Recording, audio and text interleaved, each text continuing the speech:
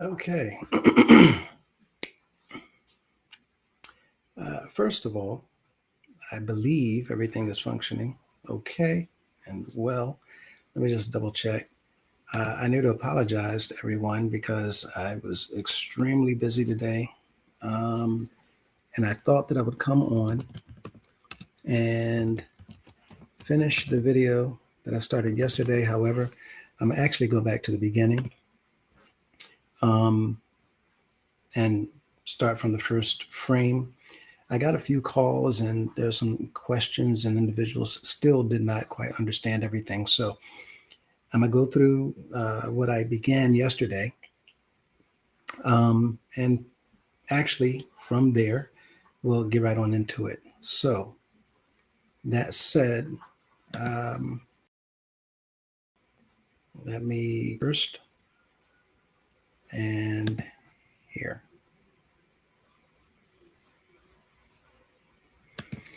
Okay. So I didn't want to bother anyone this evening. I thought I'd kind of tiptoe into the room, take care of this, tiptoe back out. For those of you who are, however, here, we're glad that you're here. Thankful that you're here. I hope that you enjoy the content. Um, that said, let's go ahead and get started. We began yesterday touching on this because I had shared with everyone on Sunday um, a statement, and I had asked for those uh, who would to go on Google and ask if a nonprofit was private property. And Ms. Mintz had stated that it is. I repeated that it's not. She stated that it is again. I repeated that it's not. Now, I want to do this because I want to share with everybody and show you why she's correct and why I said that it's not. Um, so, as you heard on yesterday, when I had made sure to let everybody know and understand what she was saying was based on the law, and a nonprofit, we will see, according to the law, is private property. However, we will also see a few other things. For those of you who saw the video from yesterday, you know where I'm going with this, but you didn't see the rest of what I wanted to say. So let's go ahead and jump on in here. The legal concept of undue influence. We talked about undue influence, how the members of our organization and many other organizations have been psychologically conditioned to believe certain things. We're going to see tonight that the law looks at those individuals as being victims. And we will cover that a little bit later. But for individuals that have been psychologically conditioned to believe certain things, you just can't get through to them. It's okay. They've gone through some things and a series of things to get them to think that way. But what I want you to focus on is this. Look at the risk of unlawful ouster and civil liability. While private organizations and churches generally have the right to set their own dress codes or health rules on their own private property, the method of enforcement matters legally. Even though they have the right, a nonprofit organization, they have the right to set their own dress codes or health rules on their own private property, the method of enforcement matters legally. And right there within that sentence is the reason why, even though Ms. Mintz correctly said, according to the law, that a nonprofit is a private property, their property is private. They can set whatever rules they would like. However, the method of enforcement matters legally. And this is what I'm going to zoom in on. With that in mind, let's look at this.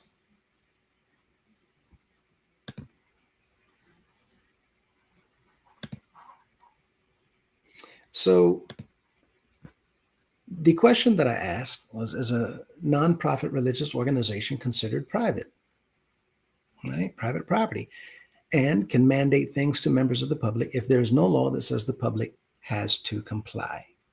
The short answer is yes, a nonprofit religious organization is considered private property, and it has the legal right to mandate rules for members of the public who enter its premises. Because of the constitutional separation of church and state, government entities do not own religious properties. Even though a church, a mosque, or a synagogue may invite the public inside for services, it does not lose its private property status. It retains the right to exclude people or set behavioral conditions for entry. They can set whatever rules they want, even if those conditions are not backed by government law, because it's their premises. And again, we're going to see and understand, which is even more important, why it is that they have the absolute right to set their own rules. So, the right to set rules and mandates under property law, the owner of private property dictates the rules of conduct on that property. A religious organization can mandate rules regarding dress codes, behavior and speech, health and safety. And health and safety is where we want to focus on, because I had stated on Sunday, pertaining to the mask mandates, pertaining to the vaccinations, pertaining to riding the buses and sitting in the services, that the people don't have to wear masks. The people don't have to get vaccinations. And this is why we're going here tonight and piggybacking off of yesterday to make sure that we all have a clear understanding of what we're talking about on Sunday. So, a religious organization can mandate rules regarding health and safety. So, requiring masks, vaccine verification, temperature checks, even if the local government has no such laws in place, nonprofit organizations actually do that. If a member of the public refuses to comply with these rules, the religious organization cannot legally arrest or fine them. However, they can ask the person to leave. If the person refuses to leave, that person is committing criminal trespass, and the organization can call local law enforcement to actually remove or even have them arrested. And it is that particular topic that I wanted everybody to understand again on Sunday. And let's continue here. So, why nonprofit status does not make it public? Just because you're a nonprofit does not mean you're no longer private. A common misconception is that because an organization is a 501c3 nonprofit, it belongs to the public. Nonprofit status is simply a tax classification, meaning the organization serves a religious or a charitable mission rather than enriching private shareholders. It does not turn the physical building into government or public land. Just because you're a nonprofit, it does not transform your buildings, your offices, and all of those things. It doesn't turn it into public property. It's still private property. Exemptions from public accommodation law.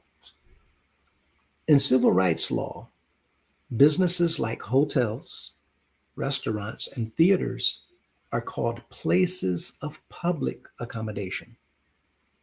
By law, they cannot discriminate against customers or deny entry arbitrarily. However, federal laws, including Title II of the Civil Rights Act and Title III of the Americans with Disability Acts, explicitly exempt religious organizations from public accommodation rules. This means a church has a constitutional right under the First Amendment to choose who it lets in and what rules visitors must follow, completely separate from the laws governing standard businesses. So, whereas if you go to a mall, they can't make you wear a mask. If you go to a non-profit private property, they actually can. So, why is it that I was saying that they can't? This is what we're going to get into so that everybody will understand and not actually be of the impression that you can go in and simply say, no, I don't have to do this. Again, we're making sure that everyone understands actually how the law works. Black Diamonds, how you doing, sir? Um, Good to see you. Gracie Garza, hello, good evening. Um, and Shelly Boy, hello there, good to see you as well. Um, this said, let's look at this next question to open this up a little bit more so that everybody will actually understand exactly and precisely what I'm getting at. Can a church mandate the members to wear a mask if there's no law that says they don't have to? Can they force their members to take vaccination shots or be put off the premises? Again, the short answer is yes. A church can absolutely mandate that members wear a mask, and they can legally bar or remove anyone from the property who refuses to comply, even if there's no government law requiring masks. Furthermore, while a church cannot physically strap someone down and force a needle into their arm, they have the absolute legal right to require proof of vaccination as a condition of entry. Anyone who refuses can be ordered off the premises. And I know it sounds exactly the opposite of what it was that I was saying. But again, I need you all to make sure you understand what I'm saying tonight, because we're going to clarify this so that everybody completely understands what's going on within our organization as well as outside. And that's why this is important, because people that are not members of our organization, they can take this information and go out and say, well, you can't make me wear a mask. You can't make me take a shot. You can't make me this, whatever those rules are. And I needed to clarify and let you all know that, yes, they can. A nonprofit can set their own rules. And I'm going to also show you why we all get to say, well, no, I don't have to do that, because there is a catch 22 here. With that said, look at this. Private property rights overrule personal preferences.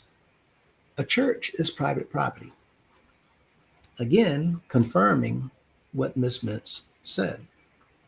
Under property law, the owner dictates the rules of entry. The owner, think about that for a moment. You can come back to that. Just as a private homeowner can tell guests to take off their shoes or leave, a church can tell its attendees to wear a mask or leave. The absence of a government law is irrelevant. Property owners do not need a government mandate to create safety protocols for their own buildings. Now, physical removal versus forced vaccination. There's a legal distinction between forcing a medical procedure and conditioning entry on a medical procedure. Or in other words, there's a difference between saying, no, you have to take the shot versus, well, you can come in only if you take the shot. See, there's a difference. They're not saying you must take it. They're simply saying, if you've taken it, you can come in. If you have not, you can't. Now, this organization that we're in, they're saying that if you haven't taken it, you can't ride the buses. Okay. And I said on Sunday, You don't really have to pay attention to that. And again, we're going to get to why I said that. A church cannot physically force you to take a vaccination. But they can say, if you want to walk through these doors, you must show proof of vaccination. If you do not wish to get vaccinated, you cannot come inside. And that's pretty much what Mr. Cunningham did when he said, if you're going to stay in this house of prayer, you're going to follow Addie Cunningham. If not, there's the door. So according to the law of the land, it sounds like, well, yeah, he can say that. But keep paying attention because I'm going to show you why he can't.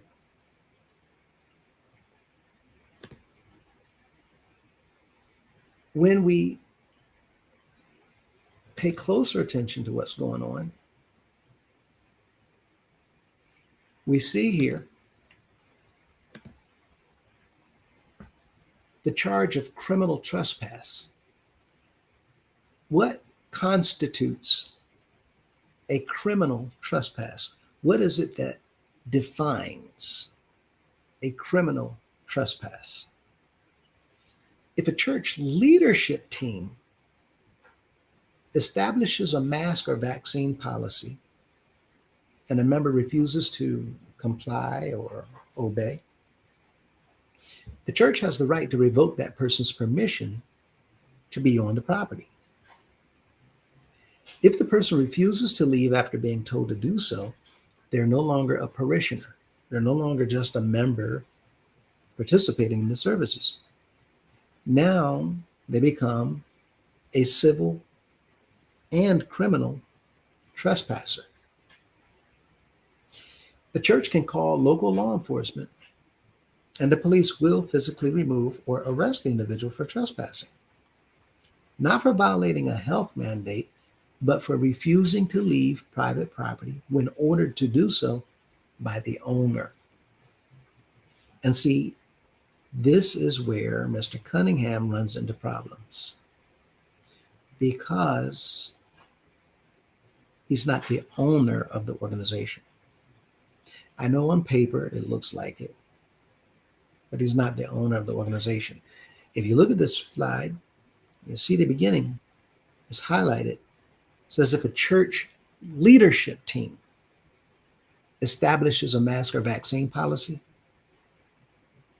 if a church leadership team, well, who's the church leadership team? If our organization, according to Mr. Cunningham, does not have a board of trustees, who is the church leadership team? If Mr. Cunningham says there's no need for a tribunal, who's the leadership team if he says we don't need no 3 or 4 or 5 people sitting down together, no meetings, deciding what we're going to build, where we're going to build? No, one man, one man, one man. Well, if one man is making that decision to tell the entire organization that you have to have a mask on, or you have to follow a vaccination policy, that decision being made by one person, well, now let's take a look at what the law says about that. If that's the case,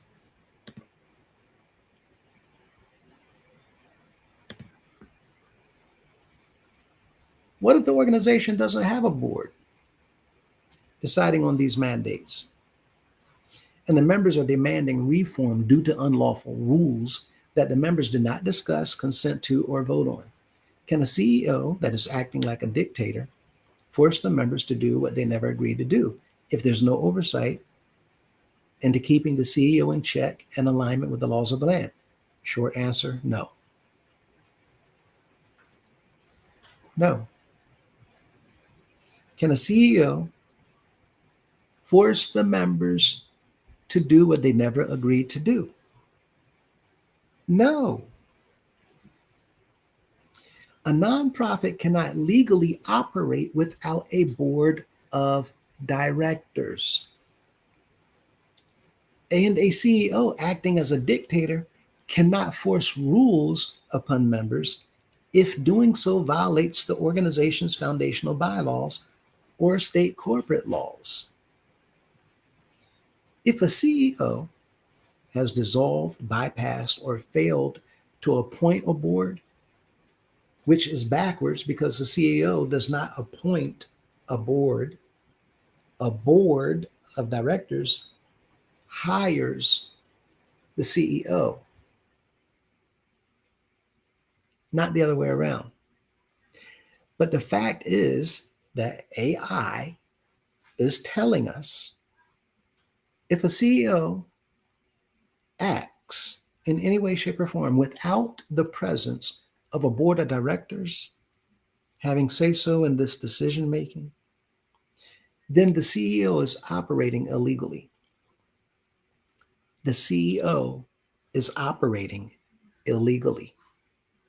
In the eyes of the law, a nonprofit is not a private kingdom. Mr. Cunningham has treated our organization as if this is his kingdom.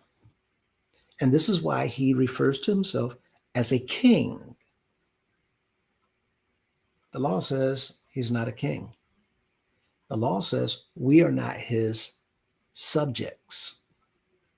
The law says he does not get to rule over the members of this nonprofit. The law says he does not get to dictate anything whatsoever to the members of this nonprofit. Therefore, since there is no board of directors, since he's attempting to make himself a dictator, he does not legally rule over anything. Therefore, the members now do not have to comply.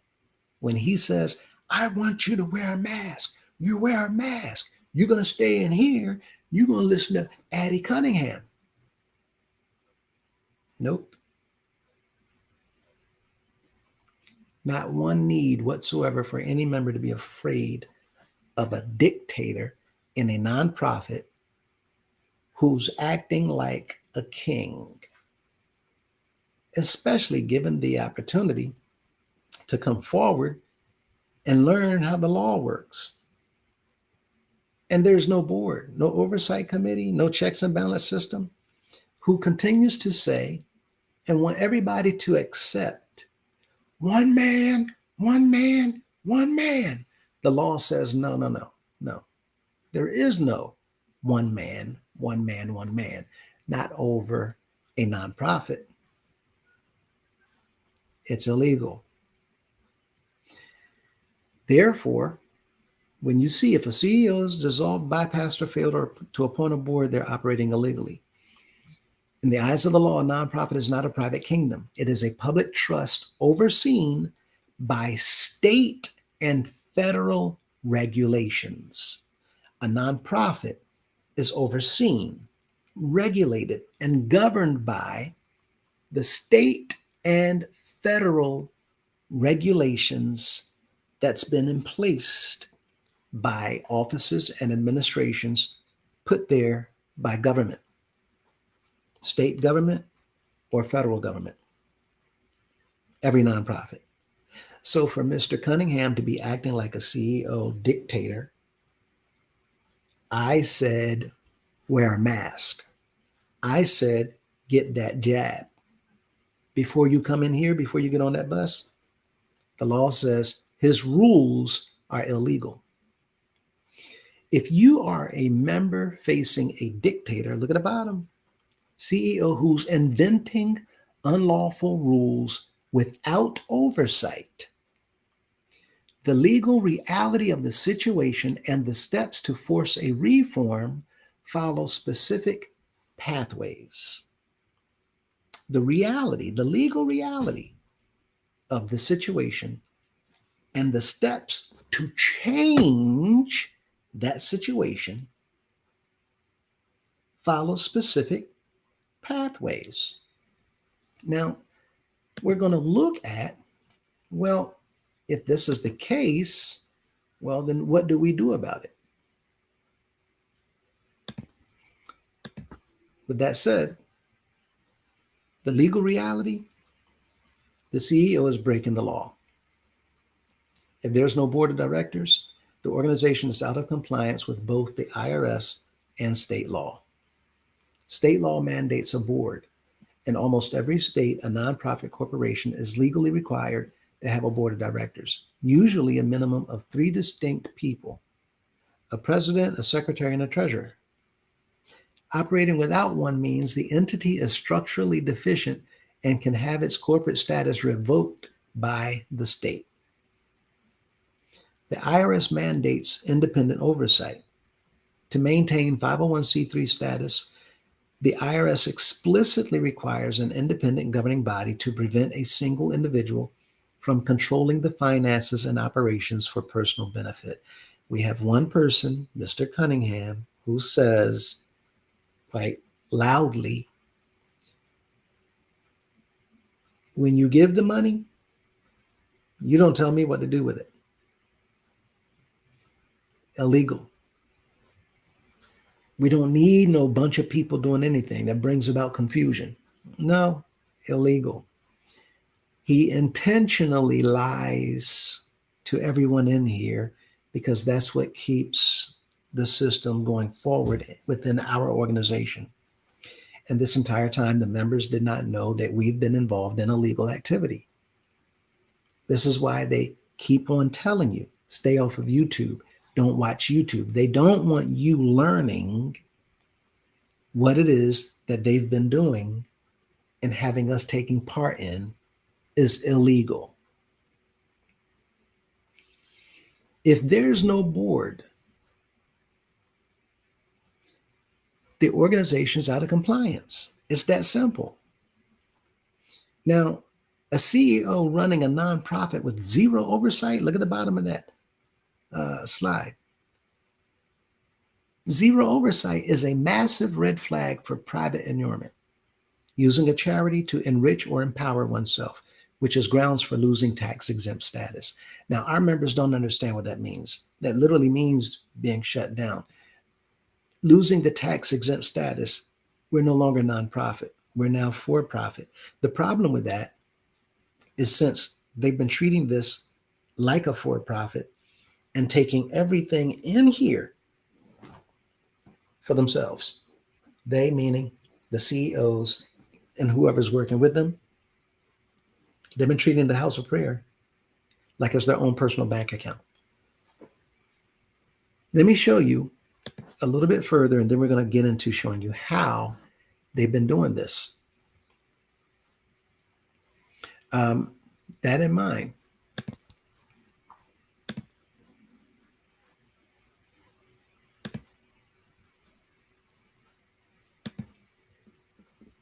the power of voting members. You mentioned that the members did not vote on these rules. In nonprofit law, legal members are different from standard supporters, donors, or congregants. If the organization's articles of incorporation or bylaws formally establish a voting membership structure, the members are actually the highest authority in the organization, ranking above the CEO. According to the law, the members are above. We have a General Assembly. They rank above the CEO. They rank above the General Counsel, above the General Assembly Secretary. The members collectively, pay attention, in a true membership nonprofit, members legally hold the power to elect the board, amend the bylaws, and even vote to remove the leadership because the members are the boss.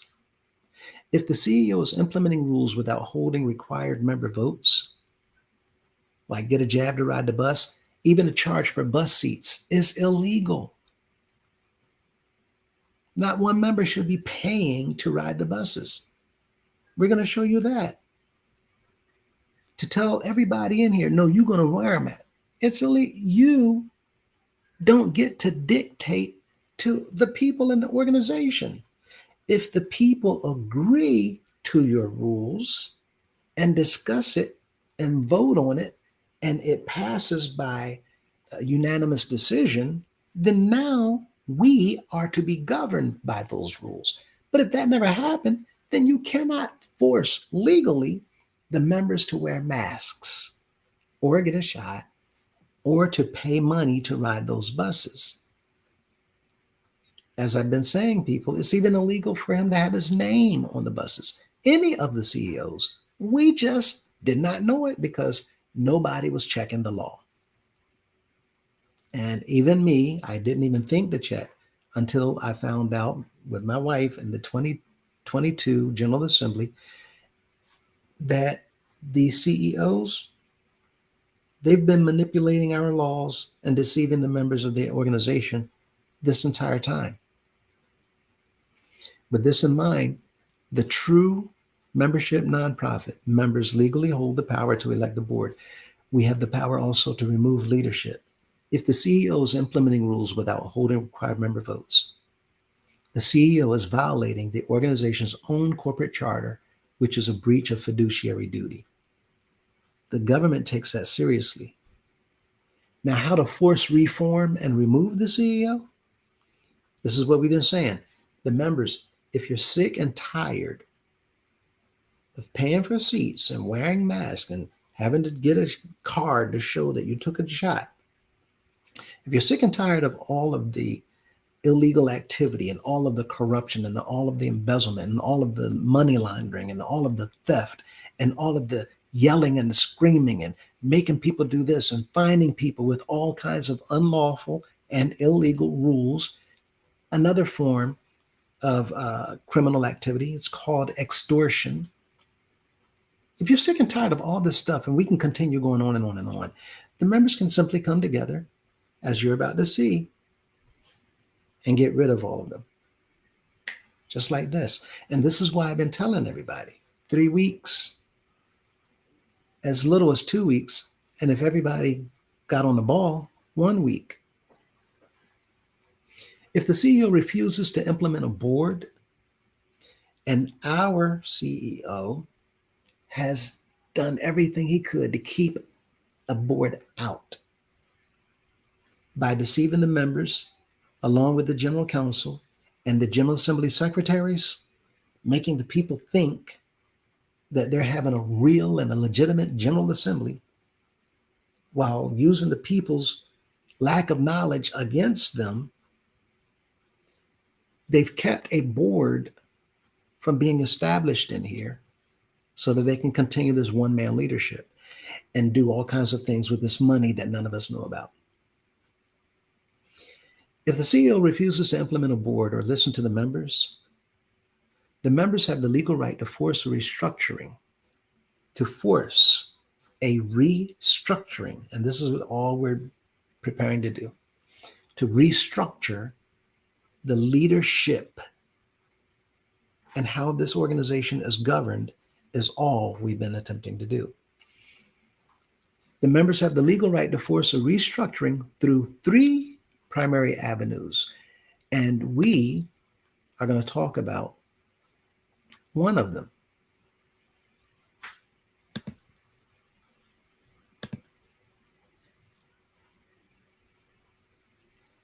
Now,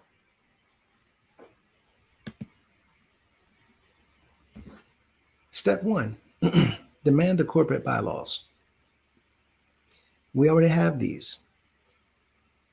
Members have a legal right to inspect the organization's foundational documents, the articles of incorporation and bylaws.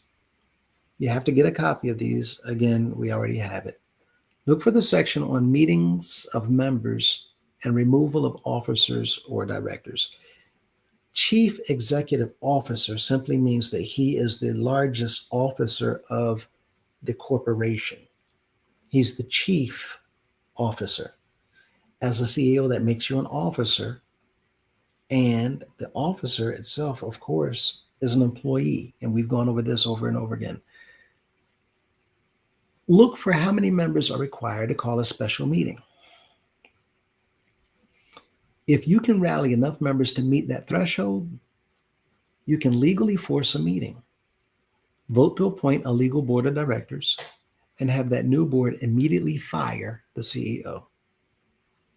Just like that. I showed you all a clip from a movie called Meet Joe Black, how the owner of the company walked in and there's a board meeting that he knew nothing about. The board asked him one question that he refused to answer. And because he did not answer their question, the board at that moment took a vote. It took less than 5 minutes. Voted to have him fired on the spot. Just lost his job just like that. Why? Because legally, the board is the boss. They dictate, they decide, they determine everything within the organization. We don't have one. Mr. Cunningham has been taking advantage. It's now time for the members to stand up because we don't need to keep going through this since we are the employer and he's the employee. But remember, he said, you didn't hire me. No, you didn't hire me. I'm going to be here until Lord, call me home. Trying to run it like a dictator, as if the members don't have any power to remove him. No CEO talks to the organization this way. You don't want to follow me? Get out. No CEO does this. We have the absolute right and we have the numbers to do exactly this. Now pay attention because this is where it gets really tricky as we go forward over the next several slides. Hello, Shelly, boy. Good to see you. Jay Steezy, good to see you. What do you mean clown? Let us know what you mean clown. Let's see where we are. Okay. According to regulating laws and the laws of the District of Columbia, who's the owner of a church? And this continued a little bit, but I wanted just to focus on this real quick. Who's the owner of a church? Under federal regulating laws in the District of Columbia, Nonprofit Corporation Act, nobody owns the church.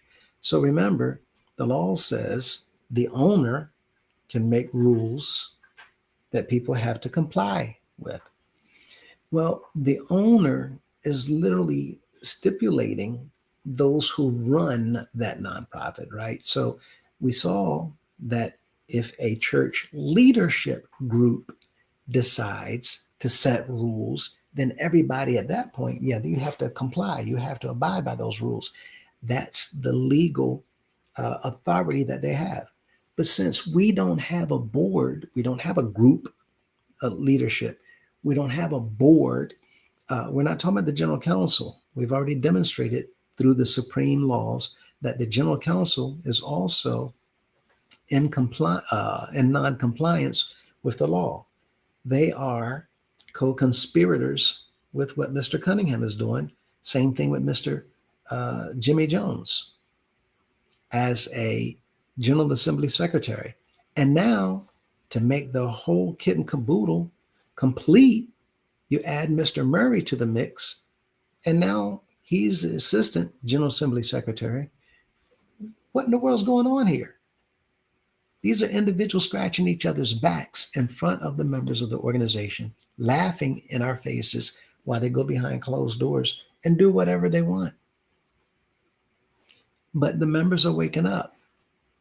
Now, by the time we get to the end of this, you should be wide awake.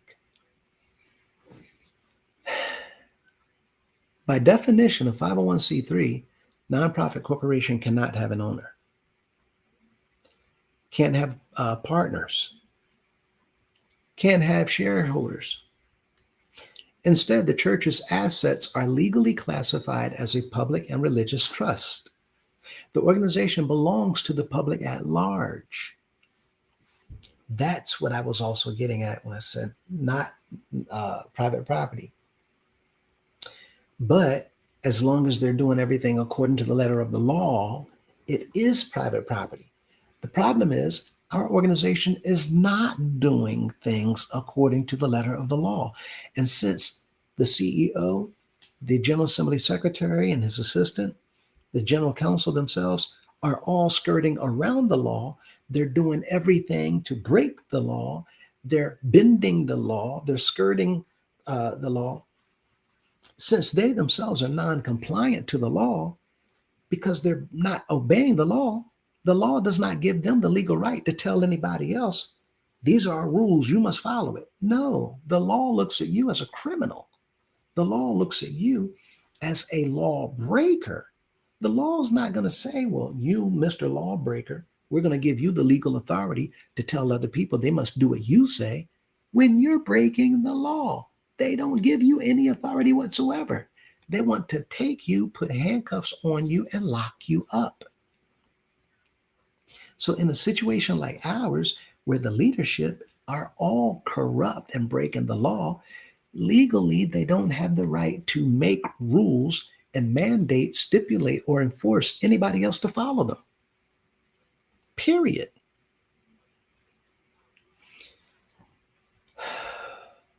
The organization that we have, look at the third portion of the slide. Even if the church operates across 26 states, its structural ownership and ultimate authority are governed by specific legal bodies and documents. Ultimate authority, the board of directors or designated body. While there's no owner, the District of Columbia Code dictates that all corporate powers must be exercised by or under the authority of a board of directors. The biggest thing in the organization is the board of directors. It is supposed to be the General Assembly, but they've stripped the power from the members by giving the members this impression that the CEO, his word is final. Whatever he says goes. He can't be judged by anyone or condemned, not by the General Assembly, not by the members. Only one can judge him is our Heavenly Father. Well, the law of the land says that's illegal. No, we're not going to enforce that. So once again, since Mr. Cunningham is involved in illegal activity and covering up by using the council and the General Assembly Secretary and others, General Assembly Secretary, he and they are co-conspirators in nothing more than criminal activity. Period. Let's go a little further here. This is why he showed up last night in Washington, 6 and M Street, I believe. Yes, 6 and M Street.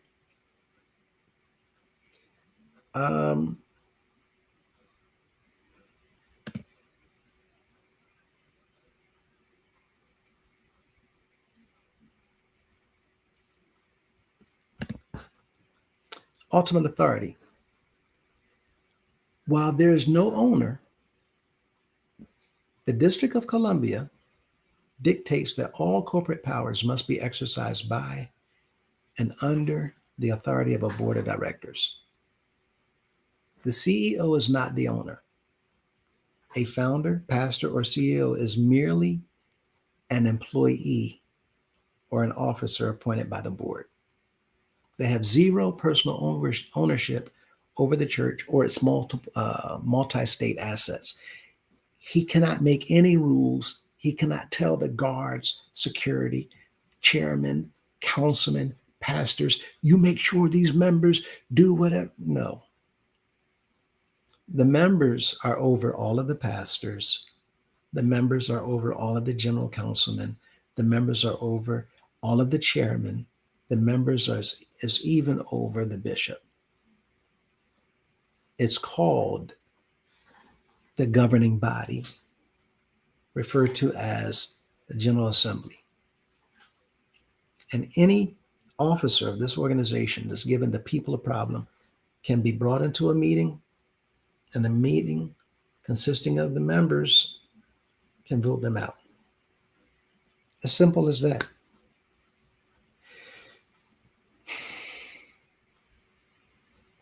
A designated body exception.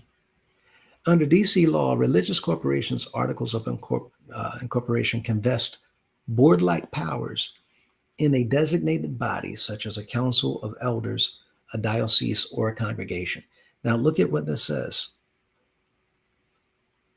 A religious corporation's articles of incorporation can vest board-like powers in a designated body, such as a council of elders. Now, they may say, well, we have the general council listed inside the Constitution and the supreme laws. And we have to say, yes, that's correct. We do. But the problem with that, there's no board. The problem with that is, even though there is a General Assembly, you stripped the power of the General Assembly out of the people's hands by making them believe that the bishop and the General Council are over the people.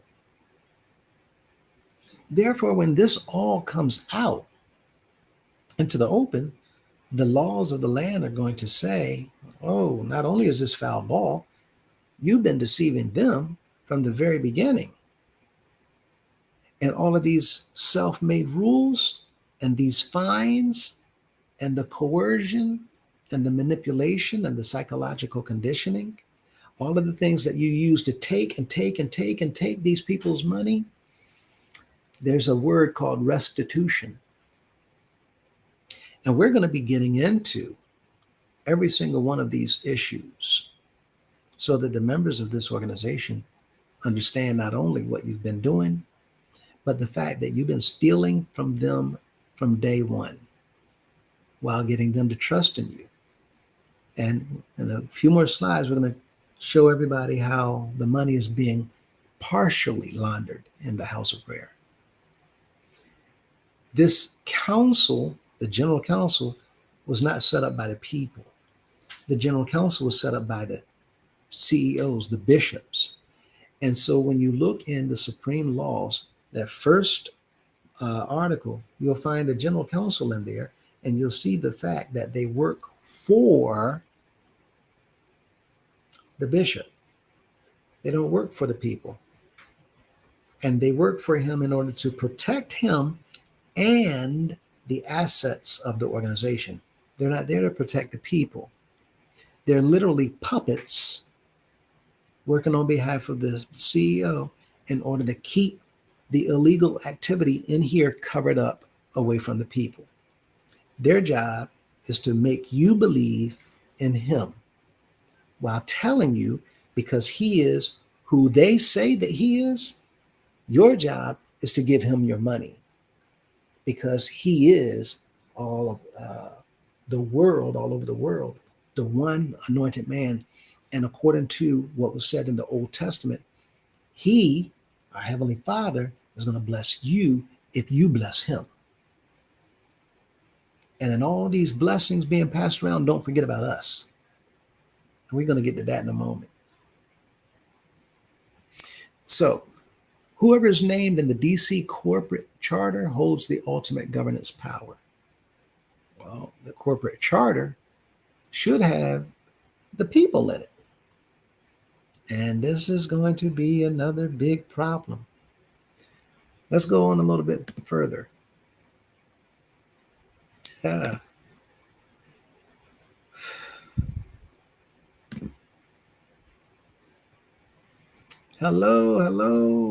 Oh, Kareem, Miss Kareem. And look at this. The role of voting members.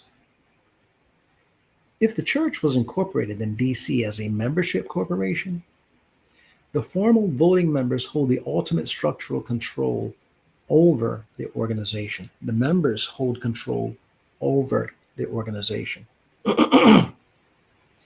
Under DC law, these members act similarly to shareholders in a regular company, but without financial ownership. You're the boss, you just don't own the money. But neither does Mr. Cunningham. and neither does Mrs. Madison. They've just been acting like they own it. And they've been doing everything they can to make sure that while they control the money of this organization, they try the best they can to make sure that nobody gets a dime. Now, watch this. Don't get upset. I'm not trying to upset you. I'm trying to educate you. I'm trying to get you to learn what they've been doing and psyching all of us out, including me. Watch. They hold these voting members, first paragraph at the last sentence, first paragraph, they hold the legal right to vote out directors, approve amendments to the bylaws, or block the sale of church property. The members can come together and have a vote and block the sale of church property. Mr. Golden Boy, Miss Mintz, they've been telling everybody that they've been trying to sell Charlotte number 2. Well, guess what? The members get to do. Wait a minute, wait, hold up. What y'all doing over here? Well, see, y'all weren't supposed to know about that. Well, what you doing? What's going on? Well, first of all, you need to know your role. Ain't but one leader in here, and everybody else, as Mr. Murray said, everybody else is nothing but followers. Not but one leader, and everybody else are followers. Know your role. No. According to the law, and our dear sweet Uncle Sam, he says, that's not how this game is played, Mr. Murray. No, there's not one leader and everybody else is followers. No, that one who wants you to think that he's your leader, he's been lying to you. That's right, lying. He's not your leader, not according to the law. He's your employee. Employees follow. They don't lead. Employers lead. Employees follow the instructions. So a CEO is supposed to be following the instructions of the voting members, which is normally called a board of directors. But we've been having a general assembly that's supposed to have the legal powers and the authorities that come with that title and that assembly as a board of directors. So the people not only can come together to vote him out, but they can also vote to stop the sale of church property. And the fact that we have evidence that they've been trying to sell Charlotte number 2 means the people can not only come together and put a stop to it, but get rid of every single one of them and hold them accountable for making business transactions behind the backs of the members of this organization in order to enrich themselves. All of this is coming to a stop. Members, you have no idea we have that much time left. And we're trying to beat the clock because at the end of the clock running out, they could be coming in and we don't know what they want to do. We hope that they're willing to work with us so we can save our nonprofit organization. But the fact of the matter is there's been so much criminal activity and corruption, they may come and just shut it all down because there's nothing we have to bargain with. We're talking about 100+ years of corruption and criminal activity of the worst kind. To include, yes, molestation, to include pedophilia, to include human trafficking, child exploitation, yes, child labor, theft of compensation. I can go on and on and on and on and on. The worst kind. What happens across the 26 states? Operating in 26 states does not change who owns the church, but it alters how it is regulated. Foreign qualification The church must register as a foreign nonprofit corporation, a foreign nonprofit corporation in each of the other 25 states. This gives it permission to do business and own physical property there. In other states, you must have a foreign nonprofit application. And that looks like this.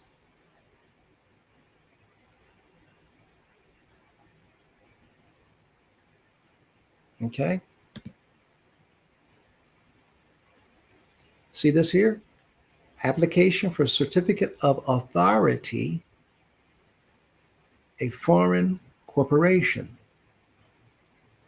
This was filed in a state, but it had to be also disclosed that, as you can see at the top, United House of Prayer for All People is incorporated in the District of Columbia.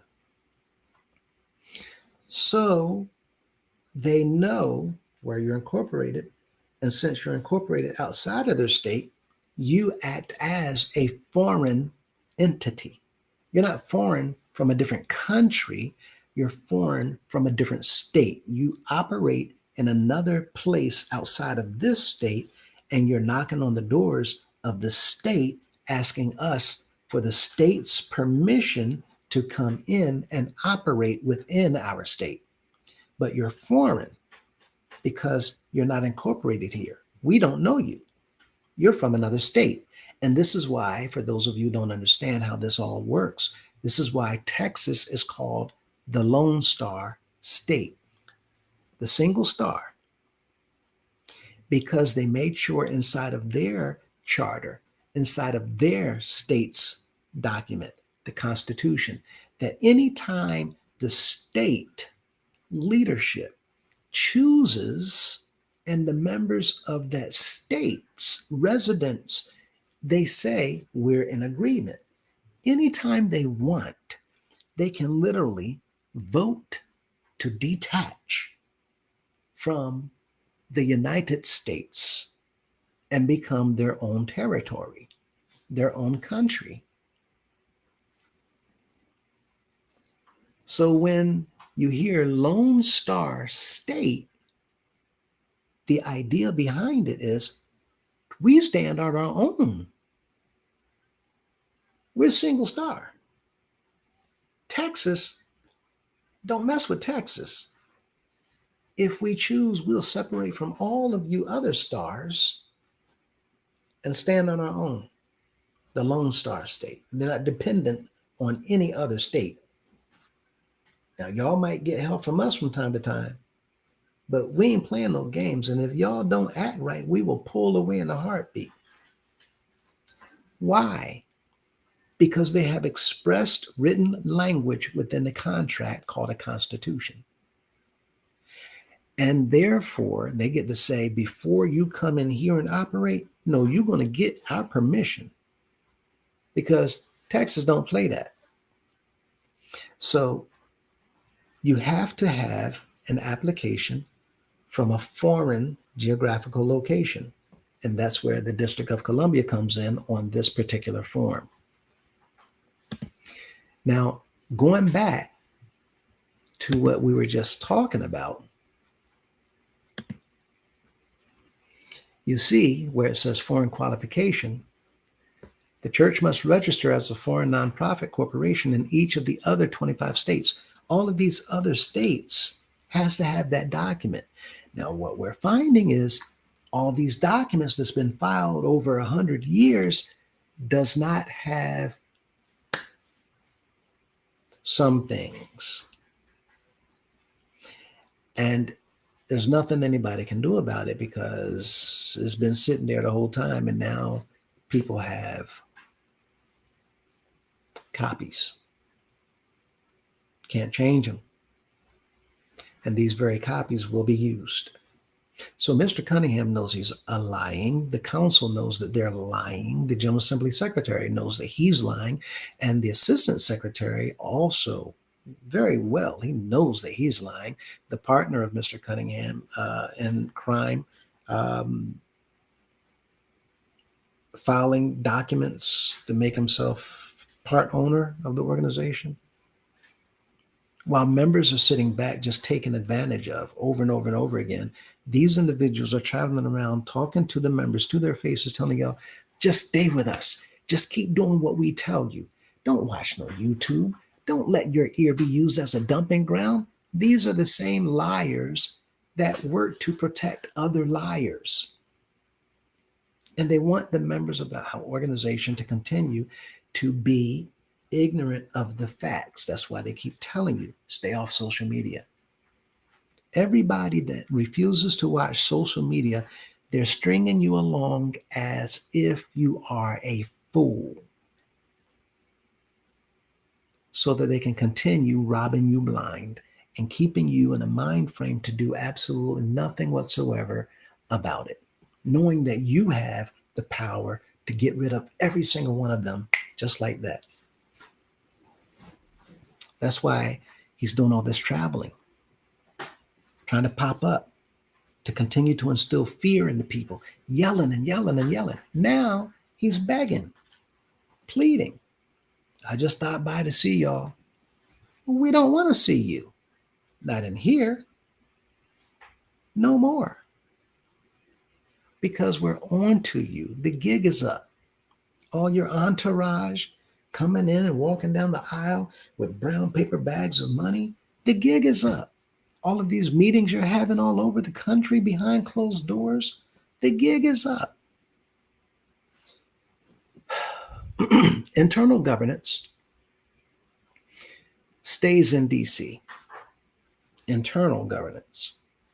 Even if a dispute happens at a church branch in Texas or California, the internal affairs doctrine dictates that the corporate governance rules, board duties, and bylaws are strictly governed by the laws of the District of Columbia. We have documentation in black and white that clearly defines perjury, where the bishops of the organization and other people that the bishop used lied to the government over and over and over and over again. Mr. Cunningham also. We have all kinds of documentation where he knowingly lied to the government. You can't hide the fact that you, sir, along with Mr. Murray, along with all these others, are complete liars. It's in black and white. The evidence cannot be more clear. Members of this organization, to support these people is to simply say you are in support of liars who are involved in criminal activity. That means that you are aiding and abetting. You don't have to commit the crime to be held accountable. So you've heard me telling secretaries, come out of these positions. Because I'm telling you, y'all still think nothing's happening. They hold control of all of these bank accounts. People being paid to try their best to keep us from doing what we need to do. We got that much left, and we can't tell you. We got that much left to take care of before it's all done. And we cannot tell you. But we can tell you this. If you're still there, then you too will go along with them where they go while we clean this mess up. Secretaries, stop taking chances on these people. They don't do nothing for anybody. He's not going to do nothing for you. Just like the song says, bad boys, what you going to do when he comes for you? Secretaries,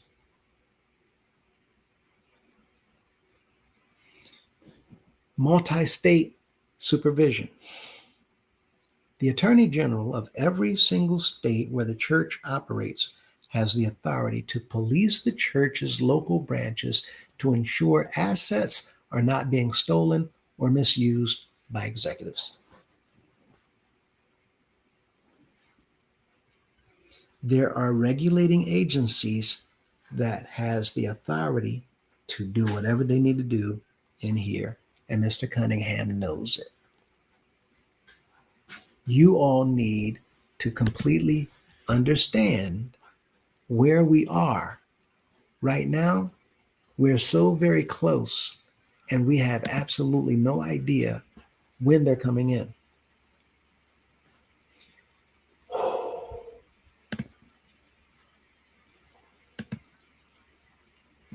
Is the Daddy's Club program considered a type of money laundering? The short answer is yes. Daddy's Club is illegal. Daddy's Club is illegal. In a forensic accounting and federal legal framework, the Daddy's Club program, where members are pressured to turn in a $2,000 cash report, which the CEO then matches with undisclosed funds. Nobody knows where this money coming from. According to the government, the banking system, the IRS, where's the money coming from that he's putting in here to match with all these band members and choir members and all these people saying, if you get all of them, get all of them. Y'all remember in Charlotte where he told Monroe, you get 100 man choir. Oh, we'll get 200. I don't care how many you get. I don't care if you get 500. If all of them are on there by the time I get somewhere and you give me their names, I want all their names. And I come back and they got $2,000 each, I'll give all of them $500.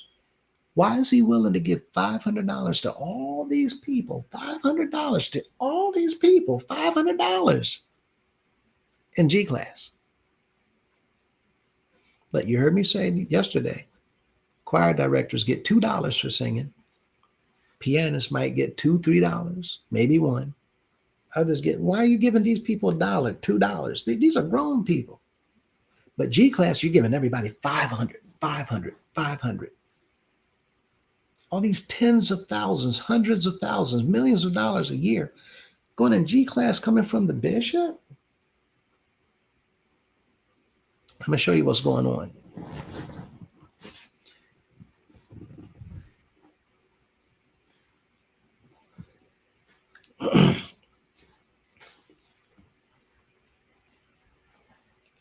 That's my son. So these undisclosed funds coming from somewhere, the IRS, the bank, the government, they don't know where the money coming from, right? Because it's money that's not being reported. So right there, you're also involved in illegal activity because that money's undocumented. That money that they walk out that door with, that money didn't go into the secretary's book. That money wasn't counted by the secretary. That money was not announced to the members by the secretary. That money didn't get deposited into the bank account. There's no bank slip. There's no receipt. There's no paper trail. Nobody knows how much money it was in those bags as they go out the door. This entire system is illegal. When they do this, it exhibits the classic mechanics of integration and placement, which are the core components of money laundering. When an executive uses a nonprofit shield to mix undocumented, off the books cash, all those bags of money is off the books. It hasn't been documented by the secretaries. It goes up. Coming from the maids go up, the bands go up, the choirs go up, individuals goes up. Love gifts all over the place. Money, money, money, money, money, money, money, money, money, money, money, money, money, money, money. All over the place. Little grannies, babies. Money, money, money. It's not going in a book. Nobody's counting it. And all this money goes in the left pocket. Nobody counting that. Nobody counting it. All it goes into this can or this can. Then it gets rolled up. All this other money coming up in envelopes. Nobody's counting that. Now, there's reports that's come throughout the week in the form of a check, right? Clearing out bank accounts when it comes, it's a money drop. every part of the service. The maids are not paying attention to the service. The maids are not watching and enjoying the service. The maids have certain time periods, the certain cues that they must pay attention to. The whole service, the maids are working. They're watching him. He's doing little things that y'all don't know nothing about. He's sitting here doing this, doing that. Y'all ain't no paying nothing, no attention whatsoever. Doing nothing. All this stuff while service going on. We sitting there, just like me. I did the same thing, not knowing any of this. I told you before, let us rise for prayer. Every maid knows what that means. The start of a program, every maid. The intermission, speaker, every maid. Y'all thinking that this stuff is about giving praises and worship? It is. Praise, y'all praise. They've been instructed to do stuff. No, y'all worship. They've been instructed to do stuff. And when you sacrifice, they've been instructed to do things. Most of those maids up there, they know that there's a routine that revolves all around that money. And they never even stop to think about it because they're trained not to. Therefore, all that money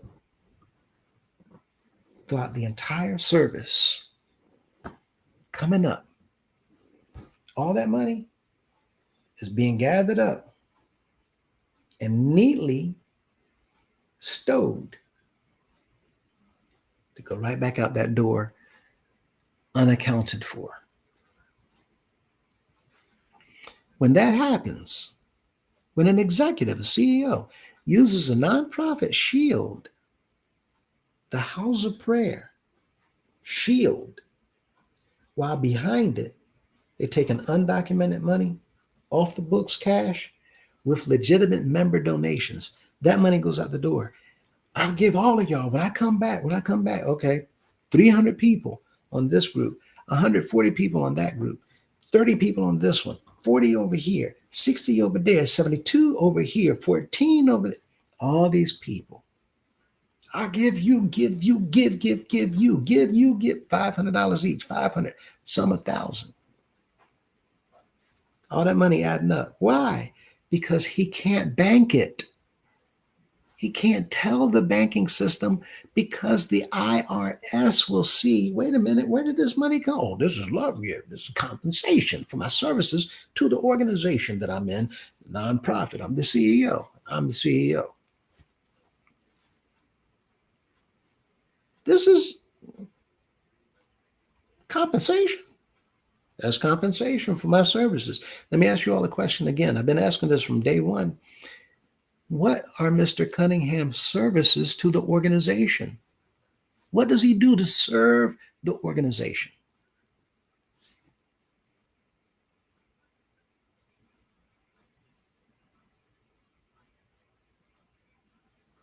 No answer.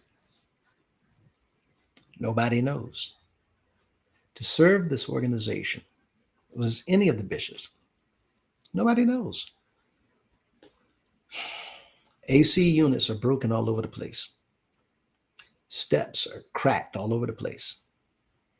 Foundations all over the place. Roofing problems all over the place. Internal structure issues all over the place. Equipment all over the place. Parking lots all over the place.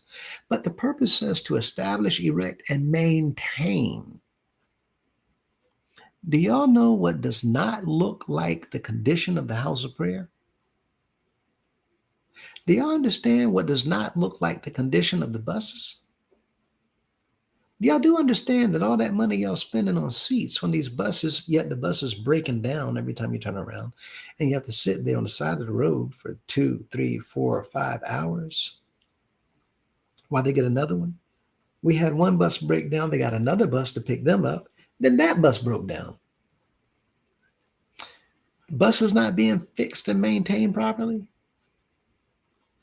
Houses of prayers not being fixed and maintained properly.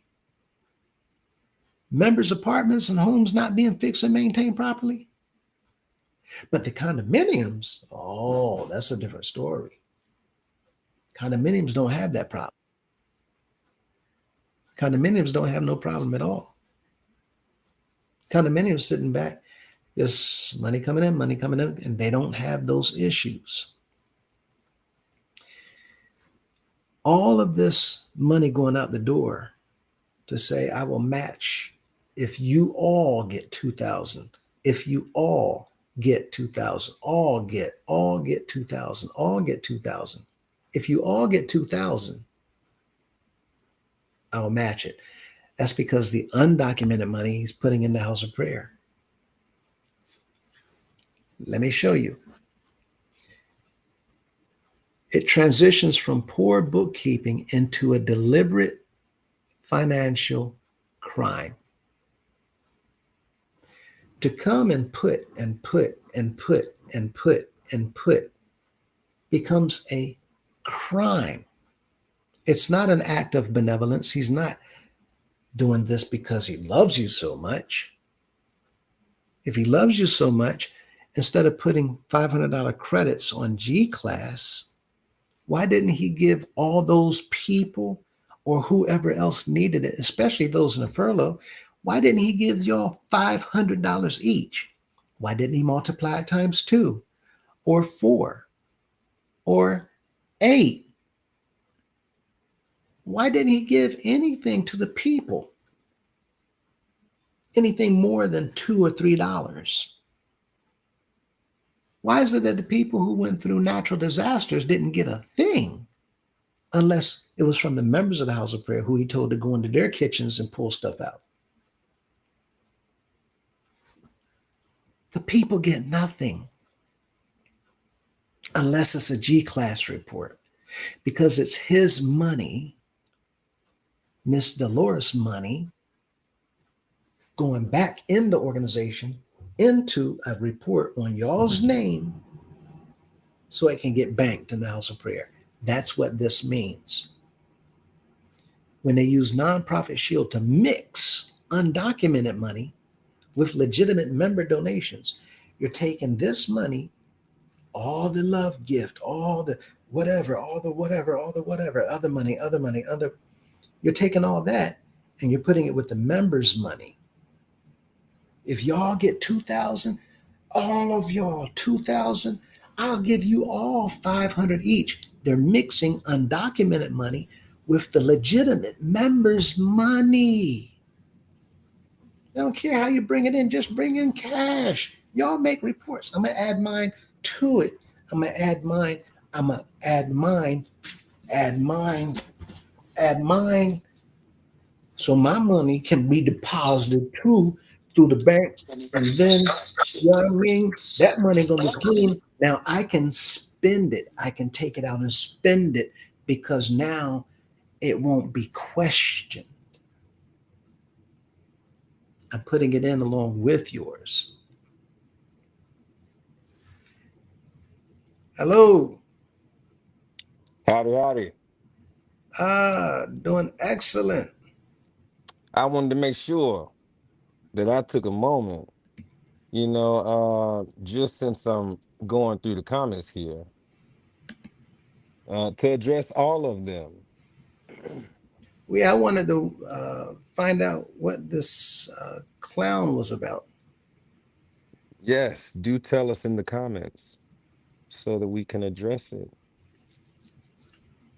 I'm But wondering whether anyway, that comes to, any of the members, or now we know that we had some members inside the organization, right? That use that term. mhm.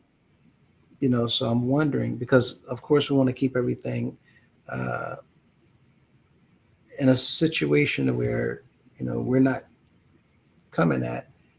Um, and I also want to make sure that everybody on the channel understands what's being said. So this is why I'm asking Jay Steezy. Let us know what that means. But in the meantime, can you go ahead and remove that? There you go. Mhm. Um, this I asked that a while ago, but Uh, let me let you finish what you were saying. Go ahead. Oh no, I was just just going through, just sharing the comments. I was gonna just be in the background, Okay. but that was an interesting one, so I figured I would say hello while I was putting that one up. Uh, got you. All So right. So here, let's look at the three stages of money laundering applied to Daddy's Club. I appreciate you, Golden Boy. Um, my pleasure, sir. My pleasure. the three stages of money laundering applied to Daddy's Club. Federal law defines money laundering as conducting a financial transaction using proceeds from an unlawful activity. What is the unlawful activity? The gathering of all the money coming from these illegal love marches. It's all illegal. Why do y'all think whenever we have services anywhere, especially the convention center of Washington, D.C., why do y'all think whenever they're videoing the service, they always cut that part out? Why is it trimmed? Why is it edited so that nobody sees the love march on the videos? It's illegal. And it is illegal compounded multiple times by more illegal activity, the way they even conduct the love march. The three stages: whenever there's proceeds from an unlawful activity, love march, selling on the yard is unlawful, it's illegal. There's no permits, there's no licensing, there's no food handling or safety certifications. There's no one, according to the law of the land, that's been qualified. There's nothing hanging up on that table that says that you have a permit or a license by the city or the state or even the federal government to be operating that system on the parking lot, in the baptismal area, in the social hall, or even in cafeterias. I When have a you, question yeah, in regards to that. So then, uh, when we're raising, uh, okay, go ahead, continue, because it's just kind of, I just had a brain fog moment, but I got a question about what you just said there. I'll well, come back. Give me a second. pertaining to the yard, the spots around the houses of prayers, just because you have a house of prayer location does not automatically make it legal for our members to say, I'm going to pick a spot on the sidewalk. I'm going to pick a spot in the parking lot. I'm going to pick a spot in the social hall. I'm going to pick a spot wherever. For chairmen to tell members to pick a spot so that you can sell, chairmen are even making money off of this by telling you got to pay $50 for a spot. And depending on what spot, you might pay 25 or you might pay 100.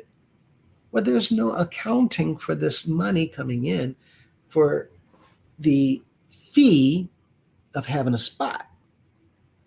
And again, there's no criteria for the members who wants to sell. There's no food handling classes. There's no food storage class. And we talked about all of this, right? So it is nothing but illegal activity all around the House of Prayer organization in every single service that the bishop announces that he's going to be present, right?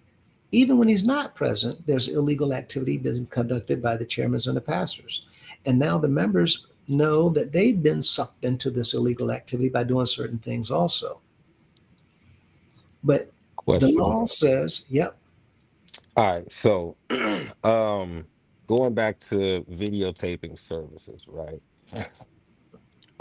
So is that more of a reason for them to like really harp on the members not videotaping services so they're not like, slipping and catching video recordings of a love march?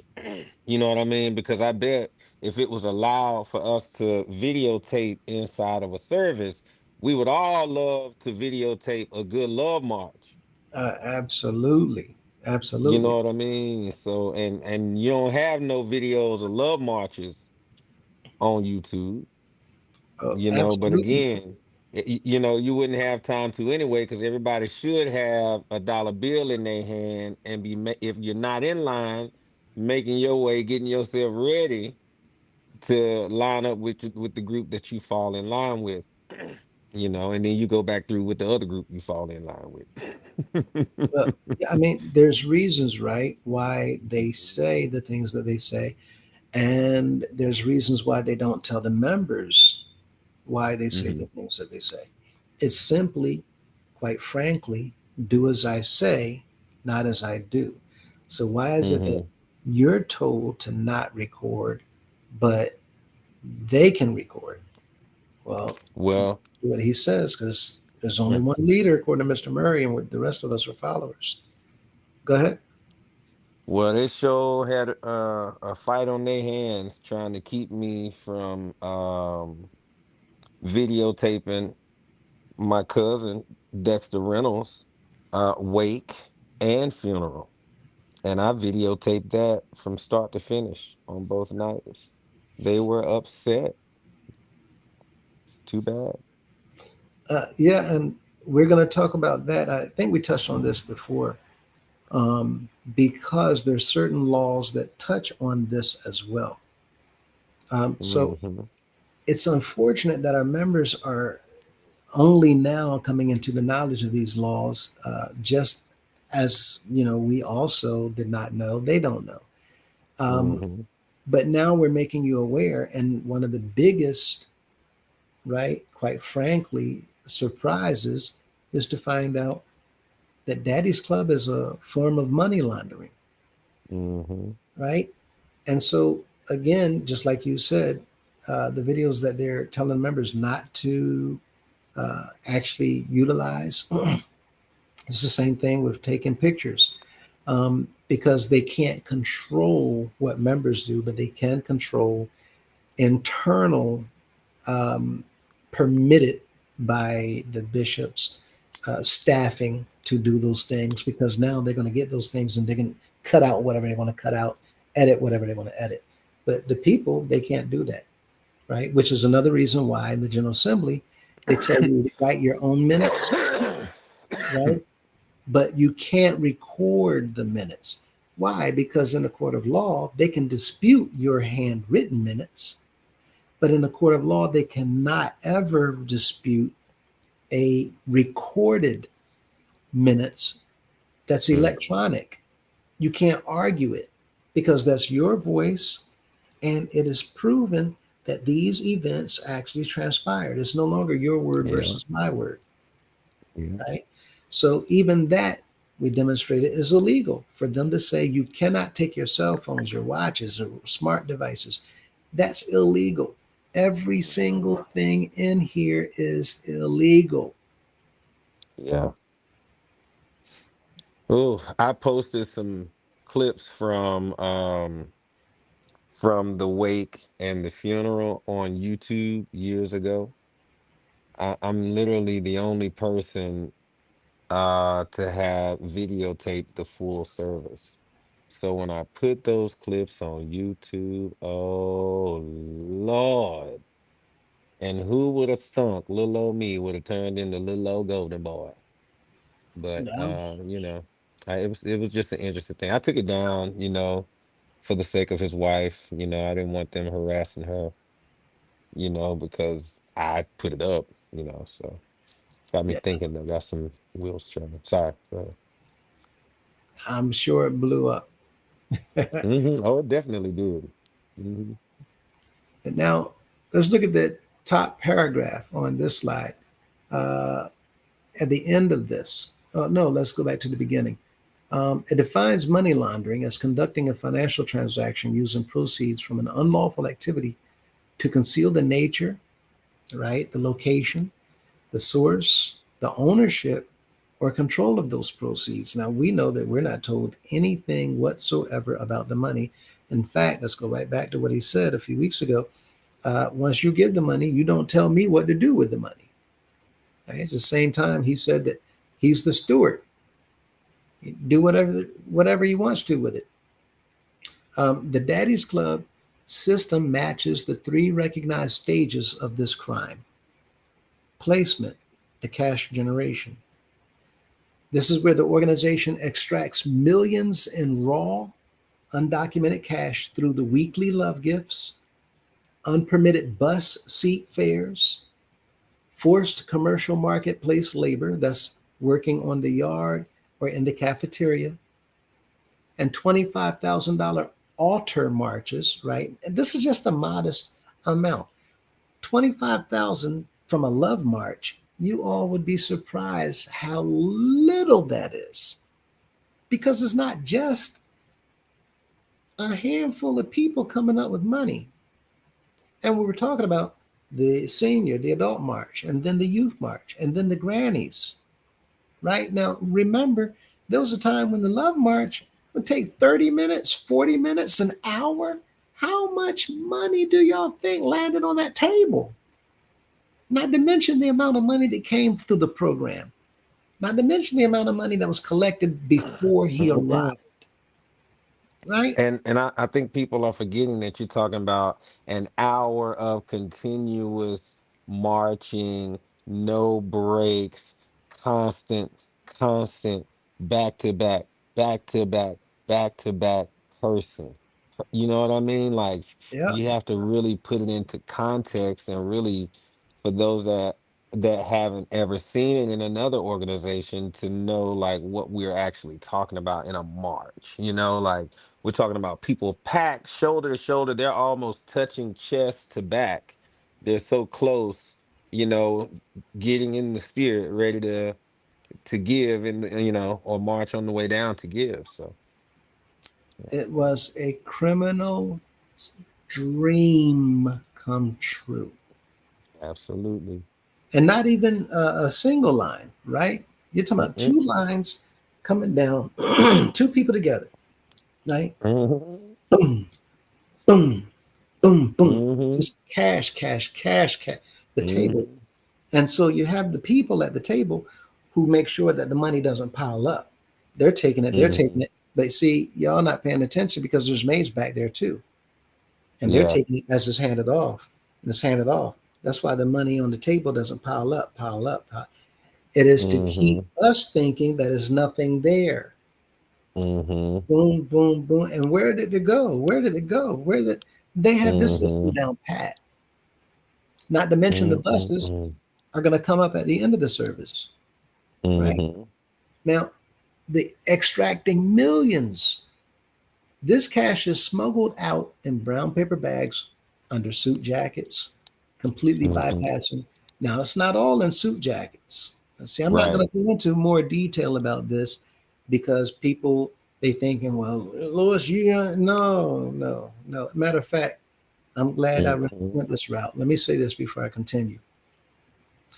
Anybody out there talking about washing dishes, leave the dishes alone. Leave the dishes alone. Let them stay where they are. Mhm. Leave them alone. Pots and pans, leave it alone. Mhm. Leave it alone. Mhm. Everything going to take care of itself. Mhm. Did uh-uh. Any dishes get broke? Leave the dishes alone. Don't worry about y'all. Don't understand what I'm saying. Um, Mhm. anyway, not gonna go here no more. Leave the. Mm-mm. Um, Can we say oh, do less of a thing or huh? anything? Can we say anything along the lines of like do less of a thing or like can we say something like um don't work? Well, those who understand what I just said, they know what I'm talking about. Oh, okay. There's things that people who don't know what's going on is going on. I've said before. Gotcha. So they Um, would know whoever. Okay, got you. right, Understood. right. Well, they can stay over my head. I'm cool. Yeah. On to the next. My bad. uh, so with that in mind, now, and yeah, so um, the Daddy's Club system matches the three recognized stages of this crime. Placement, we just went over this. In suit jackets, completely bypassing standard bank tracking and IRS reporting, which is the finance. When this money goes by and nobody knows what's going on, um, that money is considered illegal money. It's dirty money. Okay. Um, and so this is why there's a whole lot of stuff around these bishops, right? You got stuff here, stuff here, stuff here, because it's too much. They can't do what they're supposed to do with it and put it inside of a bank. So it's just whatever. It's now that's the first part, placement. Layering the CEO's personal treasury. This paper bag cash is placed into the CEO's direct personal control or safe houses. Y'all not paying attention. All this traveling is not because I'm coming to see my children. Mm-hmm. Mm-hmm. There's places wherever, okay, where stuff is being put away. Facts. Okay. Now, because it was never banked or recorded, its origin is completely obscured. Mm-hmm. The government doesn't know where it came from. IRS don't know where it came from because it did not go through a system where it can be tracked as a legitimate income. So now you're just sitting on all this stuff, I was about to say, what happened when you get biked up? You know. right? And see, this is a problem because they painted, especially Miss Madison, you painted yourself into a position to where there's so much coming in. Now it's too much. Mm-hmm. Now you have a bigger problem and you have to try to figure this out. So this is where I won't go there, but it's a You big, gave a great analogy the other night with the analogy with the get another gas station. What was that analogy that you yeah, the told? car wash, right? Car wash, yeah. Yeah, Breaking Bad, the TV series. Mm-hmm. Mm-hmm. And if you think about a living room, coffee table, right? Mm-hmm. A coffee table beside a coffee table, and then two more coffee tables on the end, and stack those coffee tables. That's how high the money was piled inside of a storage room. His wife was telling him, "This is too. We can't wash this much money. They're not going to believe this much money Mm-hmm. came through a car wash." Mm-hmm. That show will educate anyone on what's going on. This person looked like they're they're not involved in any crime. This is a high school chemistry teacher. Mm-hmm. Biggest thing on the street in that area for somebody who wasn't involved in things. Yeah, there's bigger people. But the point is, Mm-hmm. the product that they made was the biggest thing on the street. Mm-hmm. We have individuals who know what's going on inside this organization. Yeah. And we got people all over the place who know that the members don't know. So they need the members to keep doing what they're doing so that they can take all this and put it with your money Mm-hmm. in order for it to get banked. And now your money with their money getting banked, it's all clean. And now we can take it and now we can do with it what we want. While you Mm-hmm. still got these huge piles in the storage room over here, well, we need to take out. And that's why everywhere he's going, he's telling people, yeah, you do this, we'll match that, we'll match that. Now, think about this. How many bishops did it?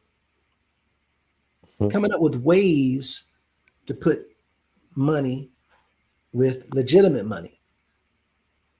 How many bishops Mm-hmm. said, I'm going to do this and I'm going to do this and I'm going to do this and I'm going to do this? And it goes back into the house of prayer. It goes back into the house of prayer. It goes back. It's not because they're thinking about the house of prayer.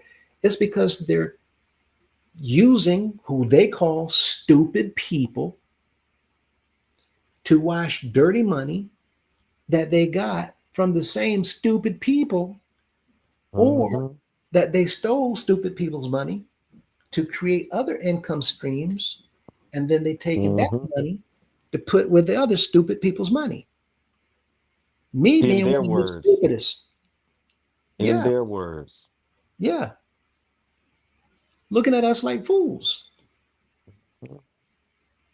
Telling you, I love you. Thank you for your love. Thank you for your love. Where's your love? I keep saying this. You ain't showing no love. Brother Lewis, Yeah. you know, I showed the video of McCullough feeding all of us rotten watermelon on my platform on one of my earlier shows. Mm. And the people were so excited. And to sit and watch him cut open the spoiled watermelon and it be caught on camera, and it's been there all these years, and we are so caught up in the person and the charisma of the person that we can't even see that he's feeding us spoiled rotten watermelon that is pitted on the inside when he cut it open, and we're saying that it's good and it's blessed and gladly eating it in the camera. This is why the last slide is going to show everybody in here how the entire government looks at the members of the House of Prayer. The last slide is going to show us, everyone, how the government looks at us. Now, Mm-mm-mm. it's a shame what he just said, but pay attention, because this is why they do it. They need the people to believe in them in order to be successful at doing this.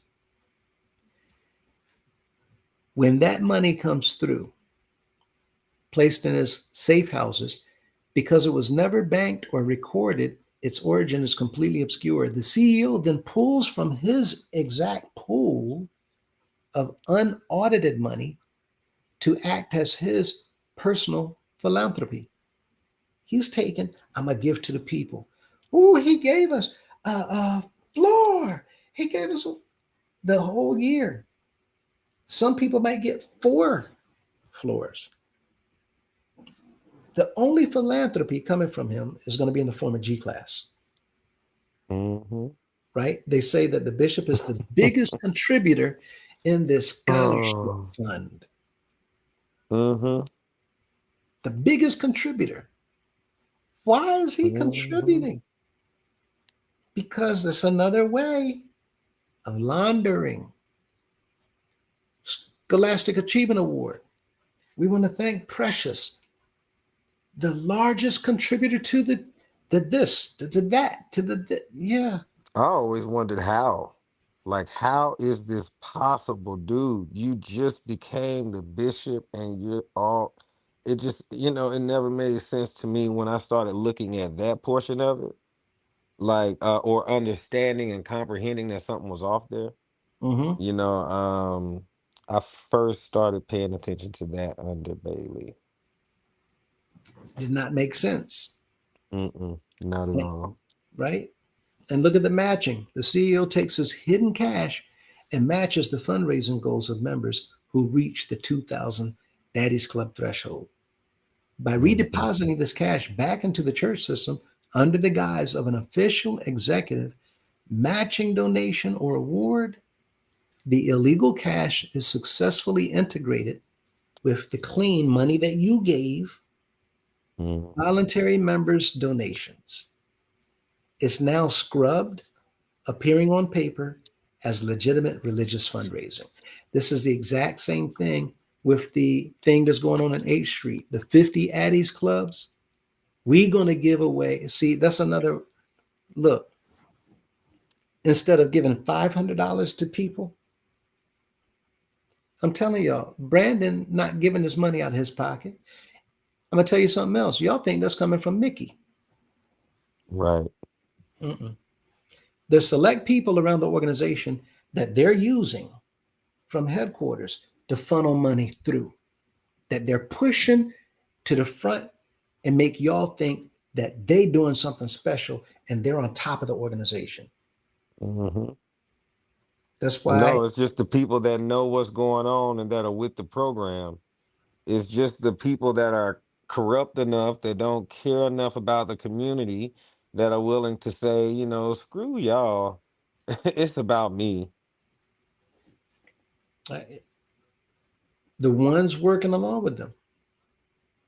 That's why you have certain clubs. Listen, you have certain clubs on top. I told y'all about last year. H Street Mission, number two in the entire organization. Mhm, Charlotte should have sat down.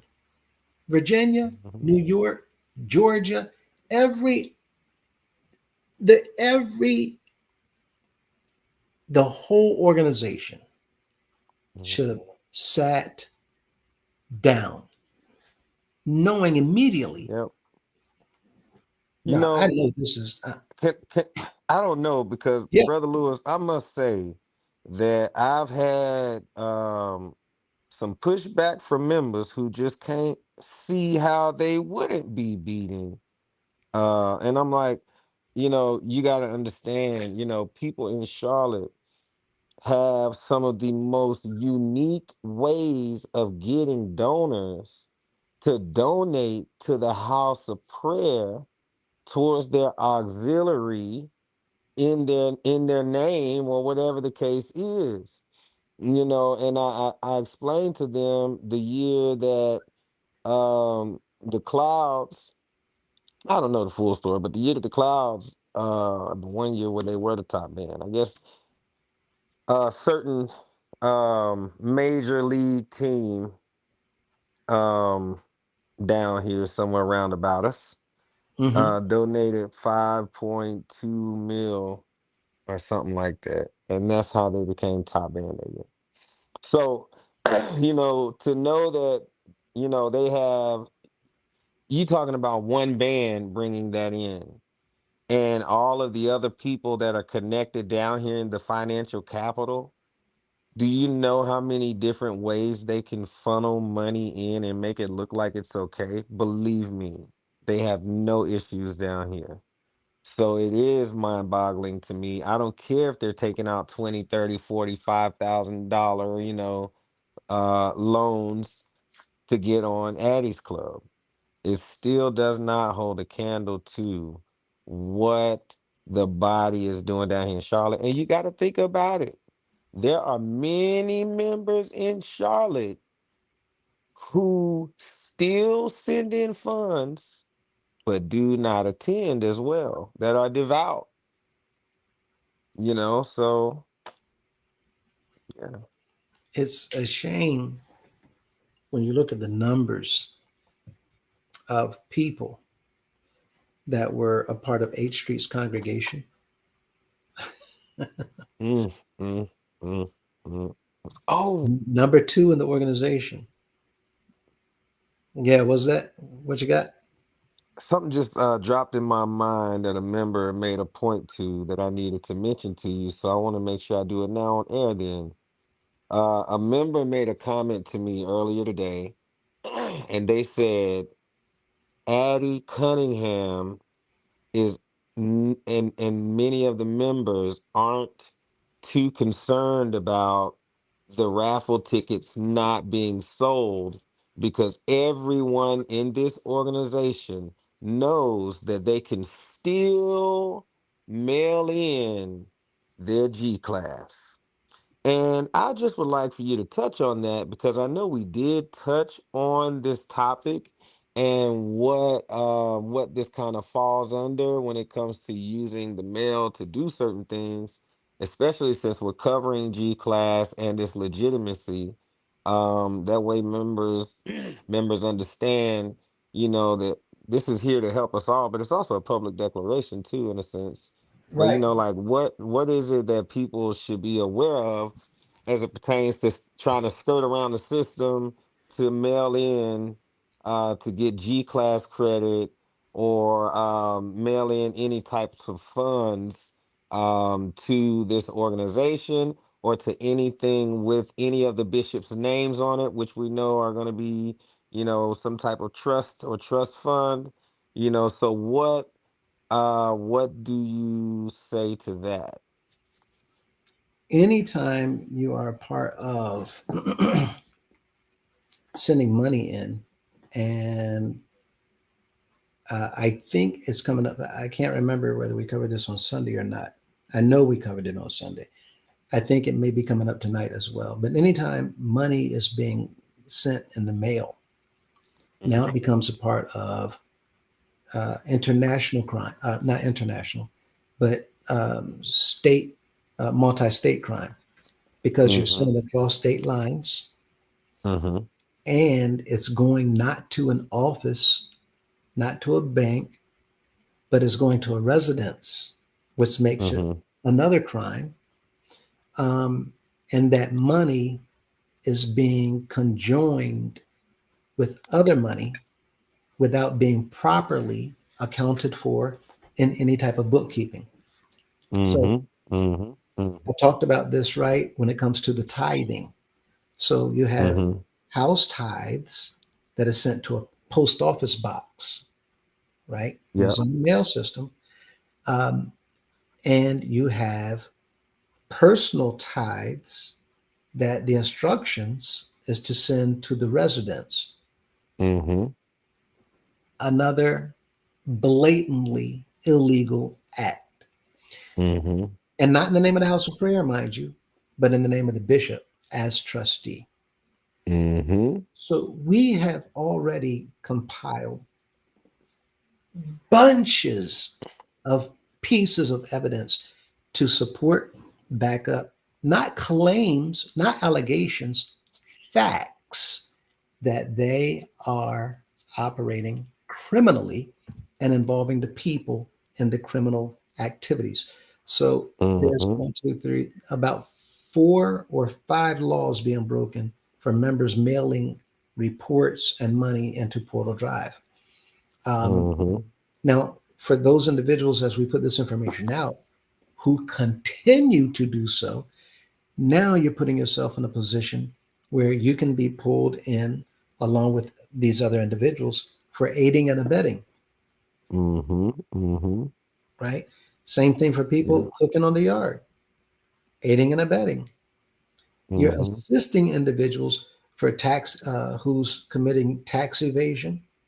Mm-hmm. You're assisting individuals even to now continue marching in the Love March. You're assisting individuals uh, who's involved in um, uh, illegal, unaccounted for monies being gathered that's not being booked, irregular Mm-hmm. bookkeeping practices, uh, interstate violations of transporting money that's not accounted for either, which is a part of laundering. Same thing with raising money on the buses. That's a part of laundering.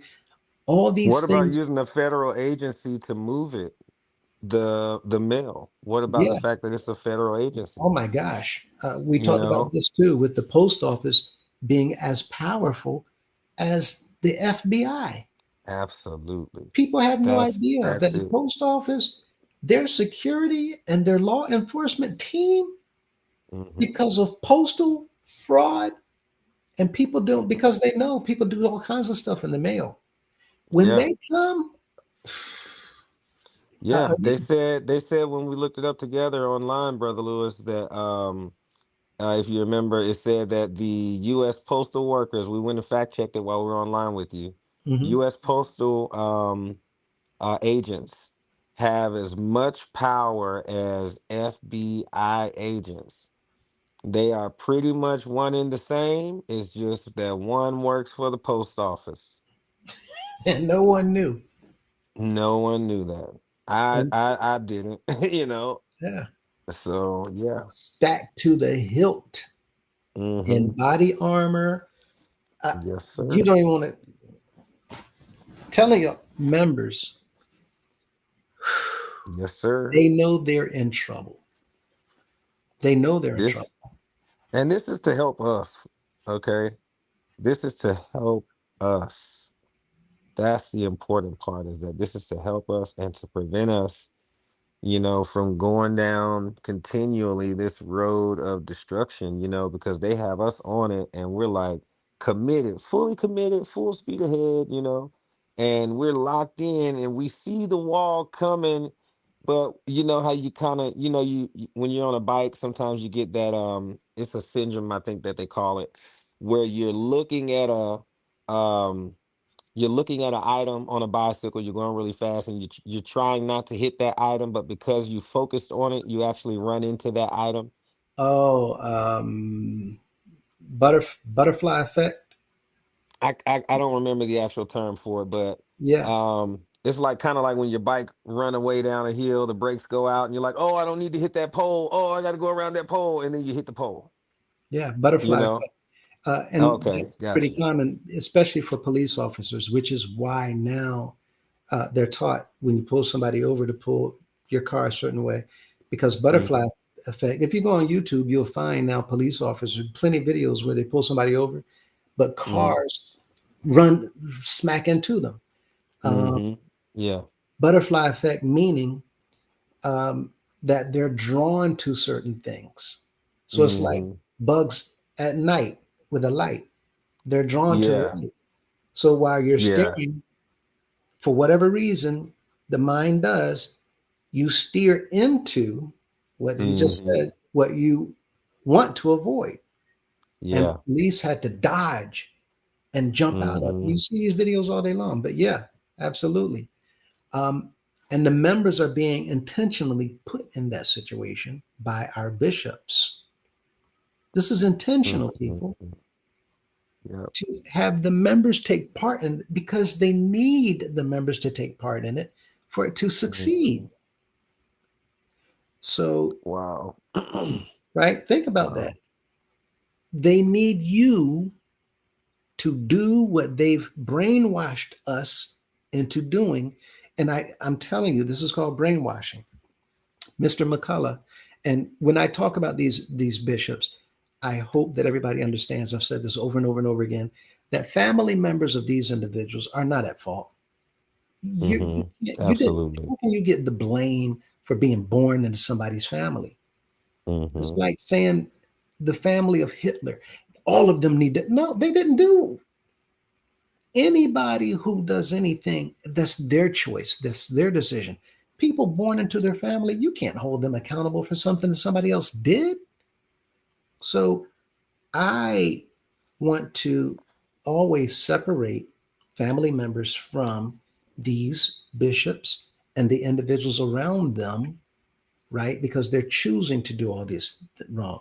Executive staff, they're choosing to do wrong. They're not innocent, especially when we hear what happens at Portal Drive stays at Portal Drive. No, there's a lot of stuff these people know. Anyway, Hmm. the point is that they're pulling the members intentionally into all of this illegal activity because that's what allows it to work. When you look at the matching fund program at the bottom, the CEO takes this hidden cash and matches it. The fundraising goals of members who reaches the $2,000 Daddy Club threshold by redepositing this cash back into the church system under the guise of an official executive matching donation or award. The illegal cash is successfully integrated with clean voluntary member donations. It's now scrubbed, appearing on paper as legitimate religious fundraising. Um, and that's why he constantly, all these bishops were constantly giving away over and over and over again money to the members of the organization in the form of G Class. Um, Here, and this specific federal financial crimes committed. By running the Daddy's Club matching loop, the leadership is actively committing, actively, severe major federal financial offenses. So for the members of the House of Prayer For who keep breakfast, I went to believing Denny's. in, for the members of the House of Prayer who keep believing in the idea of this is the holy anointed manservant, you have to know that whole idea is blown into pieces. You're looking at people who were caught with their hand in the cookie jar. And now the cat is out in the bag. This has been a front, a promotion for money laundering. Under federal law, if a person takes proceeds from an illegal activity, such as running a multi-state unlicensed lottery or committing tax evasion, and plows that money back into the organization to keep the scheme running, it's called promotion money laundering. I'm going to put on a program in order to launder that money.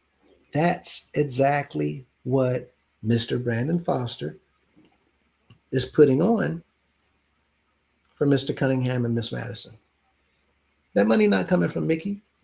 She's not taking her money out of her pocket to just dump all this money inside the house of prayer.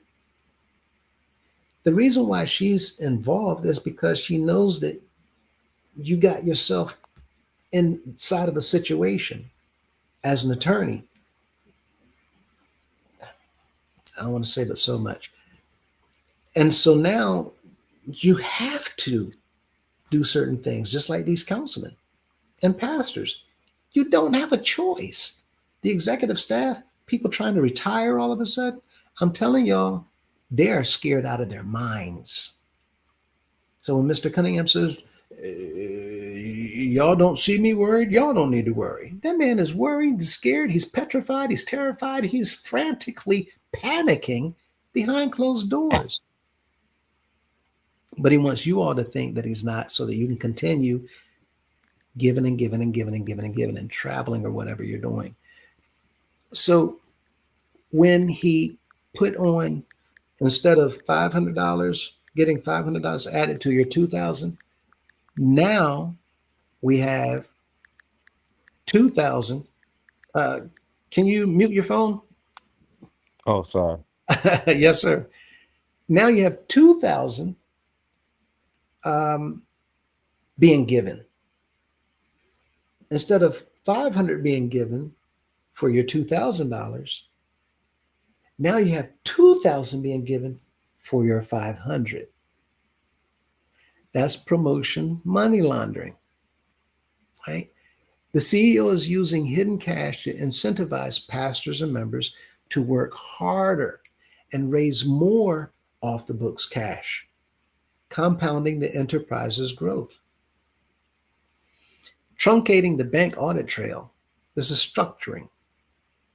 If the CEO is handing out large sums of cash to match these reports, or if local congregations are taking these pooled $2,000 batches and depositing them into banks in increments designed to avoid triggering a federal currency transaction report for deposits over $10,000, they are guilty of structuring, which is a separate federal felony. When you structure a program or a system to get around a method that's been set up for accounting of cash, so that that cash will be blindly used without going through that method, you've just structured a system to get around the system. In other words, the government builds a bridge, and that bridge has, a toll booth. And to get by, you need to pay $1 toll. But instead of doing that, you create a path under the bridge and around it. So now everybody taking it who don't pay that dollar, you just created an illegal system for people to get by that system. Well, when the government sets it up, it's legal, supposedly. But what you're setting up to get around the legal system that everybody else is taking, that's structuring. It's a federal felony.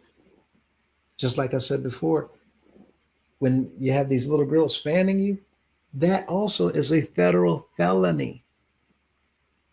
Like we've been telling you all, get the maids off these boards. Miss Mintz been talking about the wives. Golden Boy been talking about the wives and the maids and the band member. Charitable asset cycling.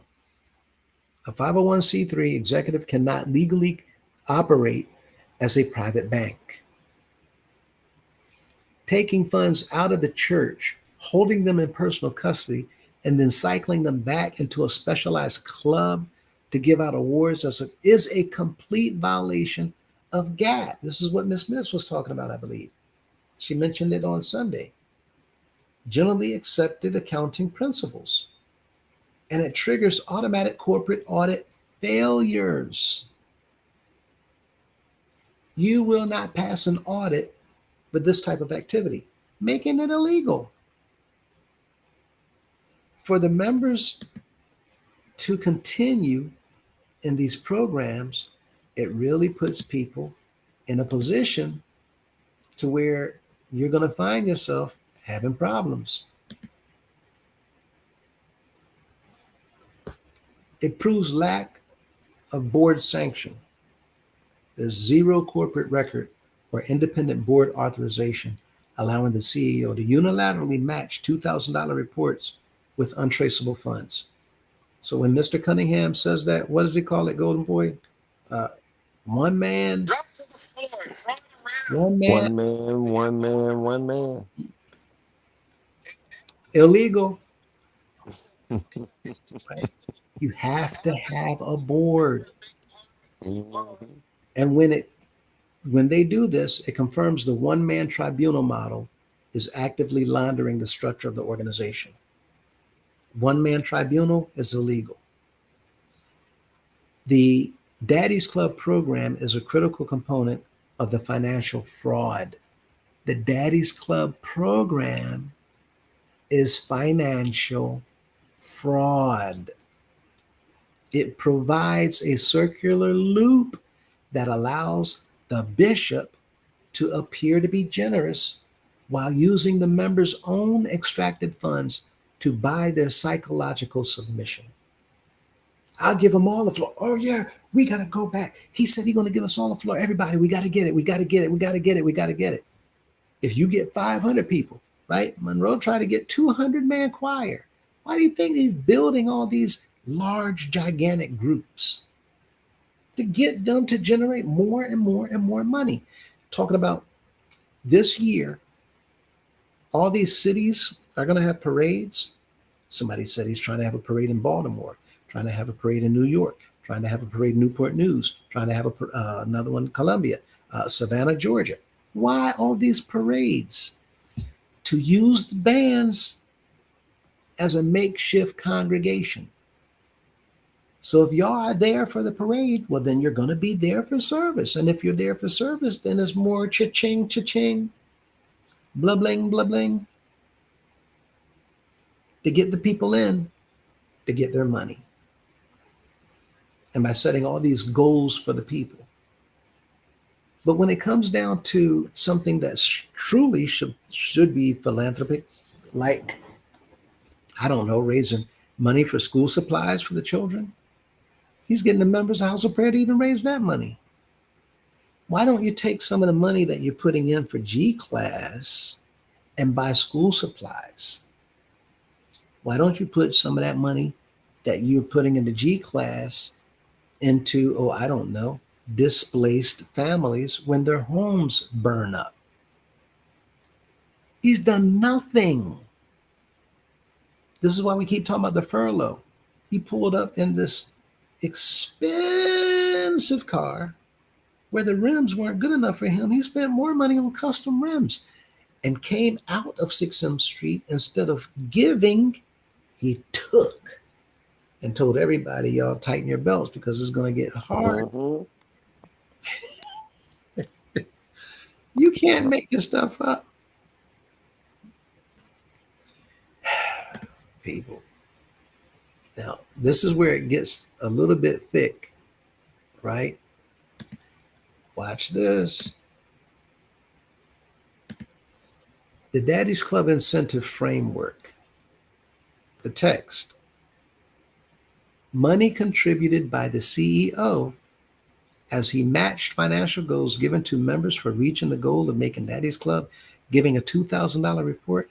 This is what was on the program that Brandon put on at 8th Street. 50. We giving away 50 Addie's clubs. That's $100,000 to celebrate the 100-year convocation. Yeah, no. It's all illegal. The violation. This confirms a structured commercial style multi-level marketing, MLM, multi-level marketing incentive layout, like a pyramid scheme. Nonprofit executives are legally forbidden from using unbudgeted personal cash matches to financially incentivize members to hit specific fundraising thresholds. Why is it that when he went to all those little teeny tiny congregations that got 5, 6, or 7 people, why isn't he telling any of those members, if y'all do something, I will give all of y'all $500? He's not telling them that. Right. We just asked that same question last night that you posed here, which is how is it that he is, so willing to put, matching those folks that are going to do the Daddy's Club $500, 50 members. Why is he so willing? Why are they so willing to give you $2,000 per person? But Right. then when you march down, you get $1. I actually had a few band members called me today, and they said that they really and truly resonated and connected with that because they just can't understand how you are willing to give that much money towards their Daddy's Club, yet you're willing to allow them to get $1, $2, in a march. Like that's crazy, you know. It is So crazy. What's yeah, crazier is how long has this been going on? right, And we've been right. saying nothing about it whatsoever, right? Hmm. Um, the nonprofit executives are legally forbidden from doing what he's doing. Furthermore, as an active pastor, and see, I put in some of this, my history, 45-year member plus a pastor of a congregation for 5 years, an elder for 26 years. So it's adding from what I'd put in. Furthermore, Question: now this goes to all the pastors that's coming up. Yes, sir. have you ever preached at Dorada while Apostle White was the pastor? No, I meant to say in Biddleville, while Apostle White was the pastor there. I have not. No, sir. Okay, cool, solid. That was Mhm. it. That was my only question. Um, I never had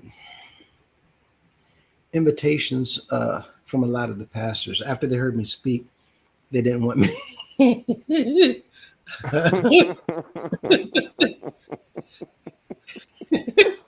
Yeah, you ain't preaching was enough, no holds Daddy. barred. Yeah. I preached about the council, the Mm-hmm. pastors. I mean, I was nicknamed Loose Cannon for a reason on the council. Um, Mm-hmm. but anyway, uh, for the pastors, furthermore, as an active pastor, you know these funds originate from church members. Taking undocumented church cash, see, AI not going to protect your feelings. AI not going to massage you. AI Mm-hmm. going to tell you straight like it is. As a pastor now, Brother Lewis, you know better. This is AI. They're not going to Hmm. cut no corners. And it's actually they're gonna give you the truth without any emotion. This is where we're going. So if you're a pastor, you better pay attention because AI going to tell you straight like it is. Yes, sir. Taking undocumented church cash, filtering it through the CEO's hands, and matching it back to members to buy entrance into an elite tier called Daddy's Club is a textbook example of laundering and cycling corporate assets to maintain psychological dominance. Every single pastor has been psychologically dominating the members and keeping them conditioned to follow that one man. Every pastor. Sheesh. You're involved in laundering. Every single pastor. And you're also involved in psychological conditioning. And you're abusing the Re- members. Go ahead. it's a term for it. I can't recall exactly what it is, but it's like religious abuse or abuse of religious power or something like that. Yep. Spiritual abuse. Spiritual abuse. Okay, Yep. got you. Yep. And this is all going on right in front of our noses. The pastors, this is what I've been saying, the pastors are the ones at fault because they're using the pastors to give their orders to the members. Mm-hmm. Right? Mm-hmm. The henchmen, Yes, sir. Now, tax pastors, you collectors, guys, huh? tax collectors. Yes, sir. Sheesh. Precisely. Mm. Now, pastors want to pay particular attention because we got something special for you all coming up. The use of burnt offerings and sacrifices, the quotation, right? For them to be talking about your burnt offerings and your sacrifices, that's another problem. For him to be talking about praise, worship, and sacrifice, sacrifice, let's look into that for a moment. The CEO, the twisting, the CEO begins by congratulating workers who brought their burnt offerings and sacrifices to the house of prayer. Now, this is from the letter that every bishop writes every single year right before the announcement weekend in Washington, D.C. We want to prepare you for the date of the announcement weekend. We will be coming to hold the announcements, blah, blah, blah, blah, blah. As you come, rejoice in your work. I want to congratulate each and every one of you, blah, blah. That's what this is. I took a segment out and I asked a question.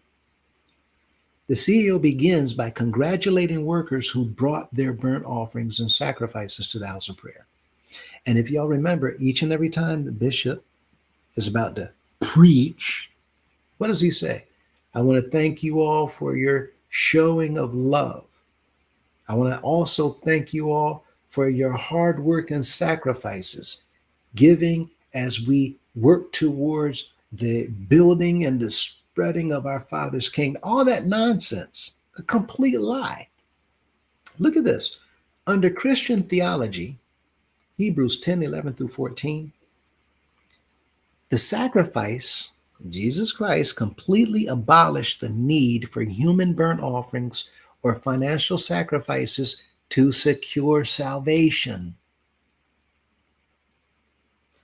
Reviving Old Testament sacrificial language specifically to demand that checks be mailed directly to his house at 1665 North Polo Drive Northwest is a direct weaponization of spiritual fear for personal financial gain. Gang. To use those words, burnt offerings and sacrifices, it's to use spiritual fear by weaponizing those words to get you to give him money. Your sacrifices go towards the building of our Father's kingdom. It's a lie. It's not his kingdom at all. The United House of Prayer has never had nothing whatsoever to do with our Father's kingdom. Never. and they know it. The word condemns sacrifices and offerings. And this is what AI said. We didn't write this, we didn't make this up. AI brought it out. So to continue this charade, again, we're involving ourselves now in willful aiding and abetting. Because we now know that this money is going towards these people for their own personal enrichment. Now look at the summary. The G-Class program is not a protected religious practice. Right? It is an unregulated, multi-million-dollar commercial operation operating completely outside the American legal and financial system. It simply means nothing about the G-Class program is legal whatsoever. The lack of a board of directors, go ahead. No, I'm just agreeing with you. Mhm. I'm a mute. My bad.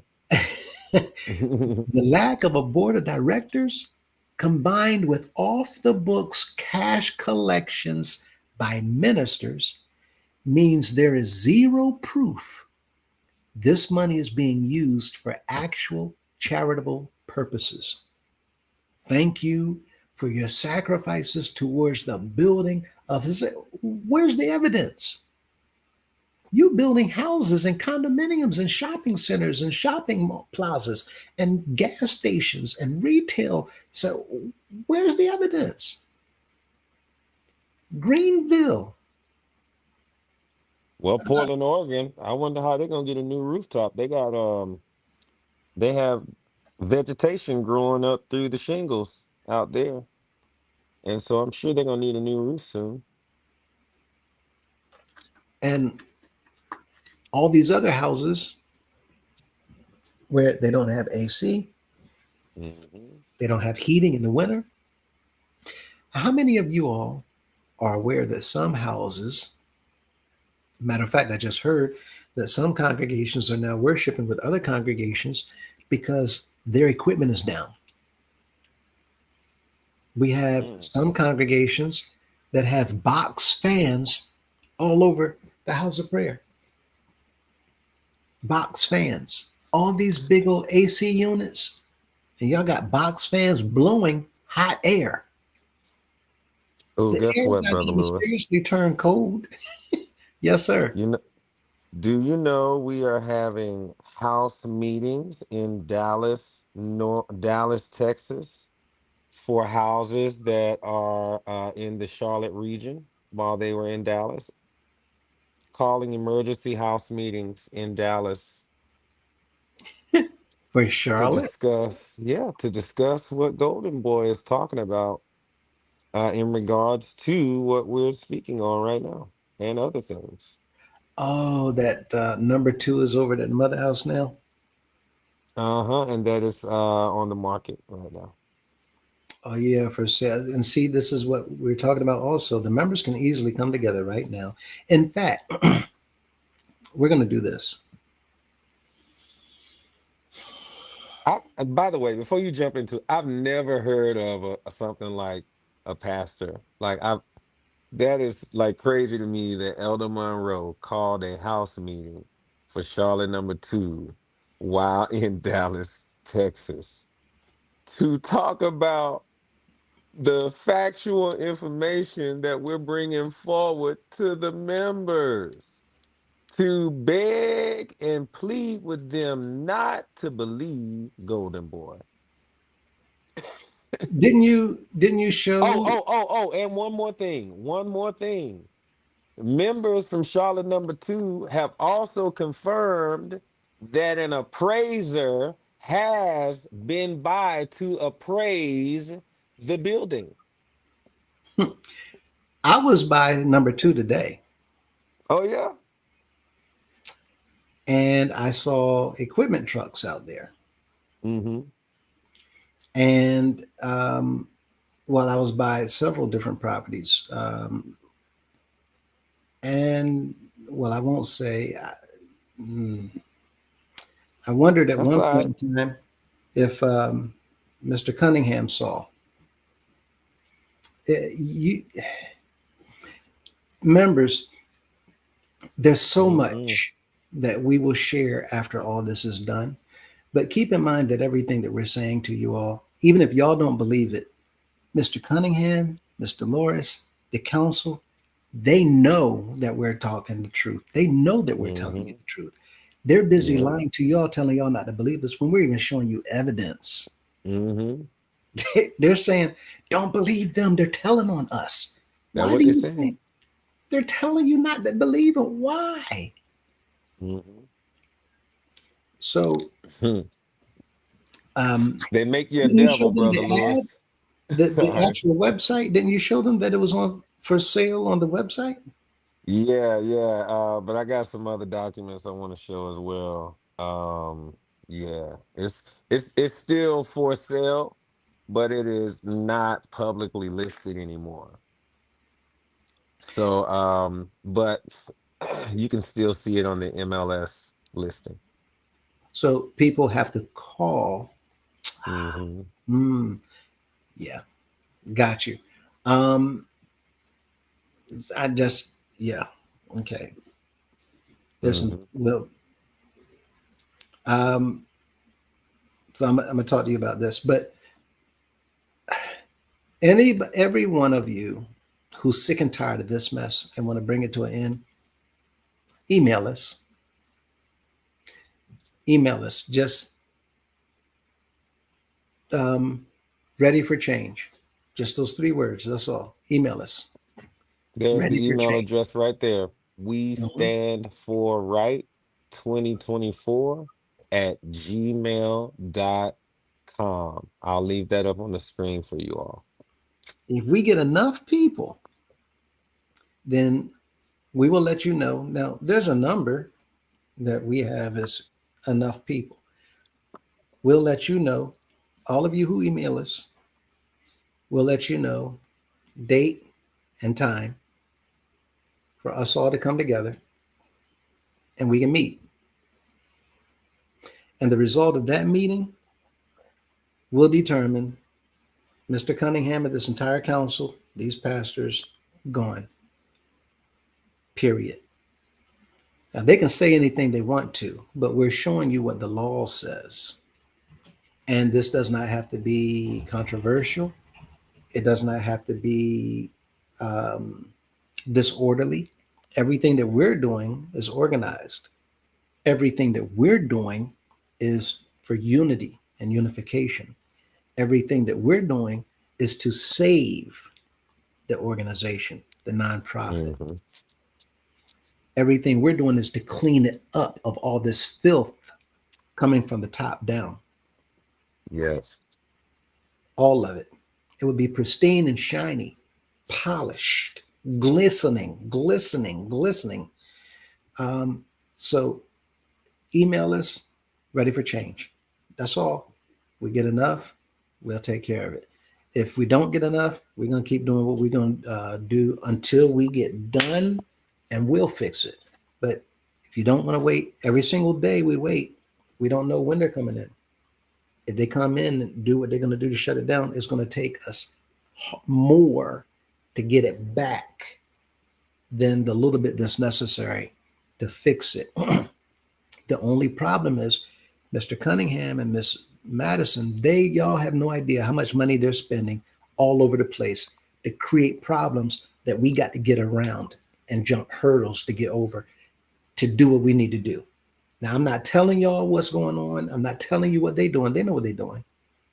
But all you need to know is they're spending the House of Prayer money to block us. But that's okay. That's why y'all not seeing me make videos.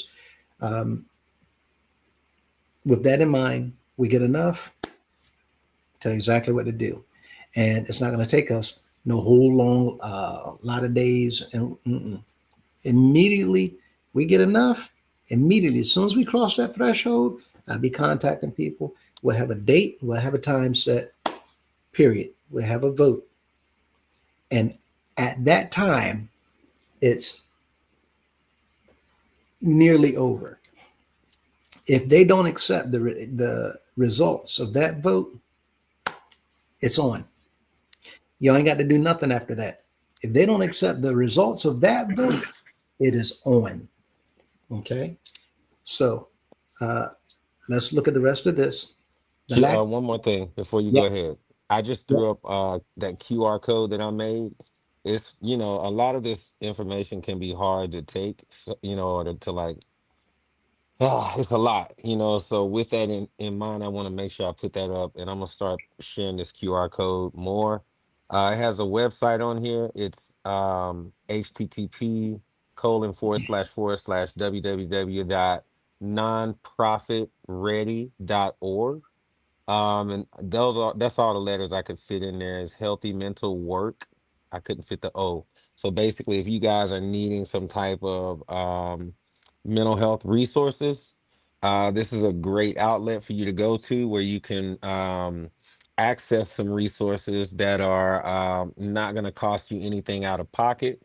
Absolutely. Although it is extremely valuable, they make it accessible to you without any out-of-pocket expenses, and you can access that right through your cell phone, your tablet, your laptops, etc. So I do want to share with you all. Please feel free to scan that QR code and also to email that email to the email address at the bottom there. Thank you. And all you have to do is set up an account, a free account, and they will never Hmm. charge you anything. They're not going to ask you for credit card information, none of that. It's Solid.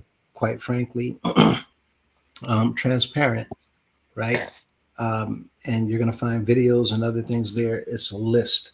There's hundreds Mhm. of resources that you can actually use for all kinds of things. So take advantage of this. This is why we're Definitely. putting it up here. um, Definitely.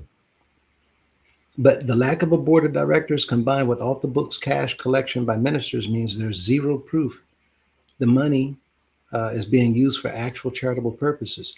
Instead, when these pastors and chairmen and district chairmen and councilmen, when they take all this money and they funnel it to Mr. Cunningham or even Dolores, Miss Madison, excuse me, Miss Madison, instead it creates an environment perfectly optimized for massive executive embezzlement.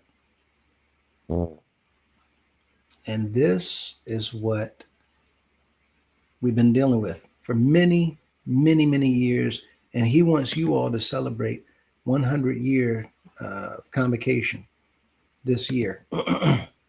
The unadulterated gall. Um, Here, the state assessment extortion. We talked about this Sunday. We're real quick going to get through this. The mechanism where a chairman assigns arbitrary mandatory financial quotas to local pastors to fund the CEO's personal expenses, state assessments, is a textbook example of private inurement and inurement of earnings. Both of these are highly illegal. Both of them. Textbook. You say that you're getting compensated through the love marches, but now when you come back, you want the members to pay for hotel rooms, rental cars, your food, other expenses, every single thing being put on the members by the chairmans, by the district chairmans, by the pastors. And let's not forget president of presidents and using the presidents to push the people in their meetings for more money. All of it illegal. I had, as the pastor of San Antonio, a one-day visit where the district chairman sent me an email that I still have, letting me know that he and others are sending me a check. I have all of these receipts. I have,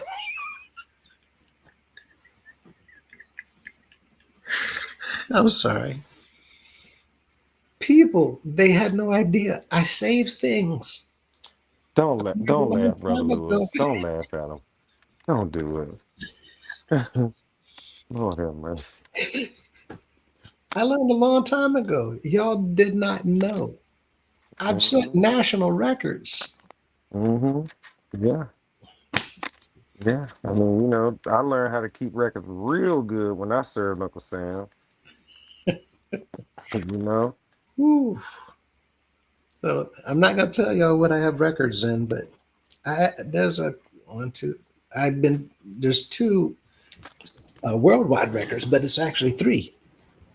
Anyway, um, San Antonio had a 1 day visit. That 1 day visit, the amount of money that the chairman said was $1,500 that we had to raise. So the district chairman and others were to send $100 from this house, 200 from this one, 300 from this one, Hot, right? hot. Why? Money that members had to raise. And then when he went to another place, but see, you were getting help from other people. But there's more. When he went to other places, now they're looking for me to raise money for them too. So you stand over there, but we got to raise money for your hotel. You're not even coming to our city now. Mm. And you're using the members of the organization to pay for every single thing in your life. Yep. Miss Madison, the money that she's stolen and embezzled and taken has come from the members of this organization. What right do you have to put your hand on anything? These fake bishops, what right do you have? Even when these pastors have anniversaries and pastors' offerings, it's all illegal. Is it illegal to give an offering? No. But the way we do in here has been illegal, especially anniversaries. It's all illegal. The $1,500 forcing a local congregation to raise that money strictly to pay for a CEO's food and personal spending during a single visit is highly illegal. Under IRS rules, a nonprofit cannot provide pocket money or undocumented expense cash to an executive. The chairman kickback structure. If the chairman title is given to the pastor who raises the most money, the church has instituted a predatory commercial sales hierarchy, using spiritual authority to extort funds from subordinate pastors to pay for an executive's personal weekend expenses is treated by courts as financial fraud. Period. G class is illegal. Daddy's Club is illegal. That'll Bus make you speak in tongues. bus Ducky, recruits ducky. is illegal. Love marches is illegal. The maids are illegal. Bands Mm. and choirs traveling across the highway, you're younger than 18, is illegal. Singing and recording and selling DVDs and CDs without people's permission is illegal. Taking testimonies, putting them in magazines, and What do you selling mean by magazines. permission? You know, I know all of these members feel like they've given their consent because it's what daddy want to do. So what do you mean by consent? Yeah, What if it's verbal consent, or what if it's just known to be the culture that it's accepted to be the norm? Like, how do you, there is you know? absolutely nothing whatsoever in this organization that constitutes a verbal agreement. Nothing, because the members have never even had an opportunity to be asked by anybody in this organization, do you agree, blah, blah, blah, and black and white, for the members to respond, yes, I give my full consent. Mhm. Nothing is there. So even if they go right now and try to write up some phony and fake documents to go forward from now on, for those of you who are asking, well, Brother Lewis, if you understand all this stuff, why are you telling them? All they're going to do is go. Mhm. We got your past. We don't Mm-hmm. care about the future. The future is not yours. The future belongs to the members that can Mm-hmm. save it. You've already burnt yourself, and what's coming is coming. So, for all the DVDs and the CDs that we already have, listen, y'all have no idea how many DVDs and CDs I have. Mm-hmm. As an indoctrinated member under spiritual abuse, being psychologically conditioned to accept these men as servants of the Most High, we're going to show y'all what the government calls it. But the kickback for the chairmen to be pushing this makes you a co conspirator. For the pastors to take part in this makes you a co conspirator and aiding and abetting. And we're going to get there in a moment. Members, pay a little bit stricter attention to where we're going. We have just a few slides left, but they're going to be explosive, right? um, while churches are legally permitted to provide lodging, like a modest parsonage, or cover reasonable, that's modest means you just have a house. That's all. It's just a house where you stay when you're here. You don't have a king's mansion. You just have a house. Mm-hmm. Or cover reasonable travel expenses. If the organization is to get you transportation, that doesn't mean that you go somewhere and buy the equivalent of, oh, I don't know, a world leader's vehicle.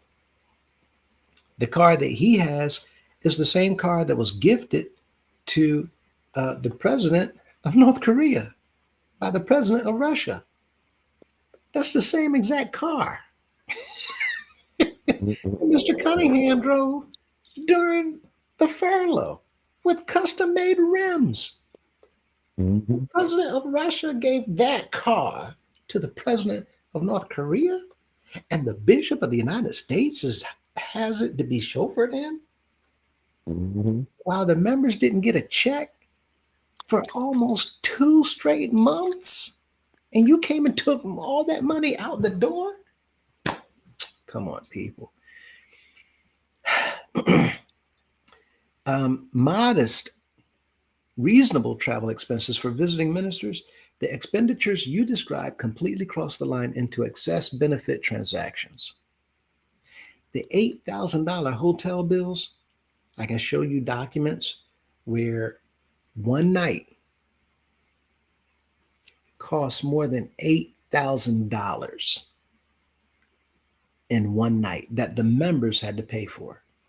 Not him, the members.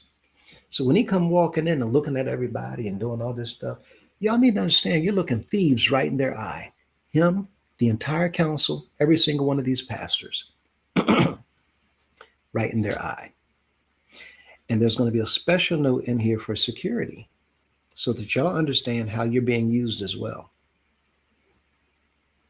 The $8,000 hotel bills, the IRS uses the reasonableness standard, paying $8,000 to $15,000 for 4-star hotels and entourage lodging for a weekend visit is legally considered lavish and extravagant under IRS Publication 463. You never, ever want the IRS to come after you for living lavishly in extravagance. You don't want those two words to be used by the IRS. Undocumented compensation, because there's no independent board of directors setting a travel budget. Nobody in this organization is approving of his travel budget. Nobody knows where he is. No one knows where Mr. Cunningham is. Right now, nobody knows where he is. At least there was a time when the whole organization knew that the bishop is at 1665. Nobody knows where this man is ever. When he comes at the house of prayer and he leaves, most of the time he's not even at the parsonages. He's staying in hotels.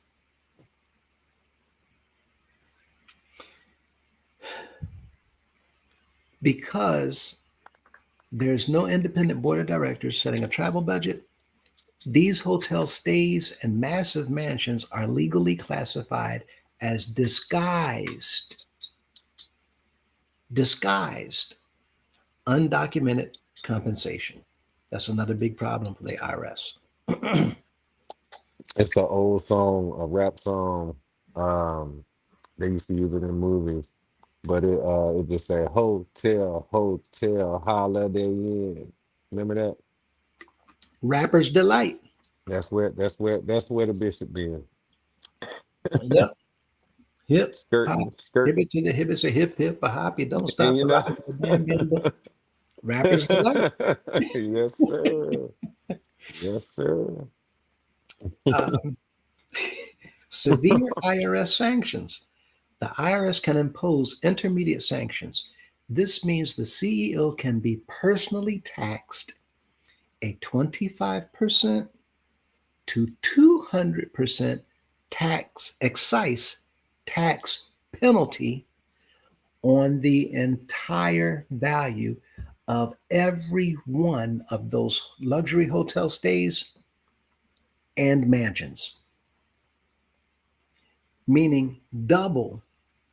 The minimum is 25%, up to 200% is 2 times the amount of whatever the value is of those mansions, all of them, and every one of the hotels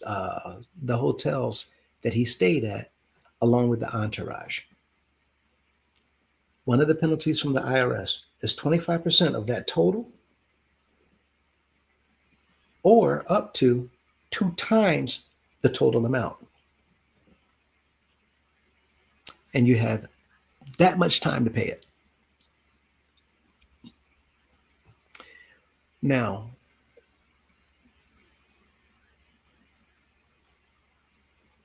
furthermore, any church leader, pay attention, any church leader, pastors, or chairman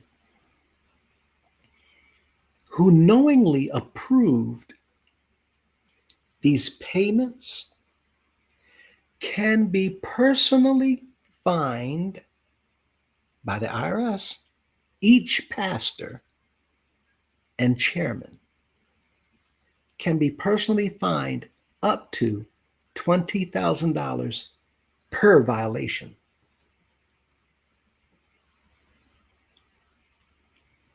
Per violation. If it happened 10 times, you're looking at 200 grand a fine. Pastors and chairmen by the IRS. And we know this has happened down through the years. I remember that? Down through the years, right? Down through the years. God been good to me. Oh, down. Love that song. Mhm. Love that Mhm. song. And I love singing that song also for missionary Sutler. Love singing that song. She loved that song. Love that woman. She has absolutely zero to do with any of this. She don't even know it.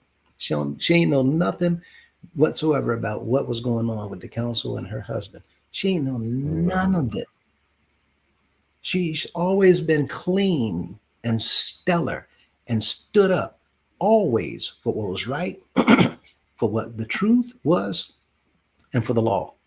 Always. Many of y'all members don't even know that Missionary Sutler used to be a prison warden. She was a warden. Anyway, as sweet as she is, who in the world knew she was the boss in an entire prison system? um, Wow. yeah, talk about humble, meek, and modest. Yeah.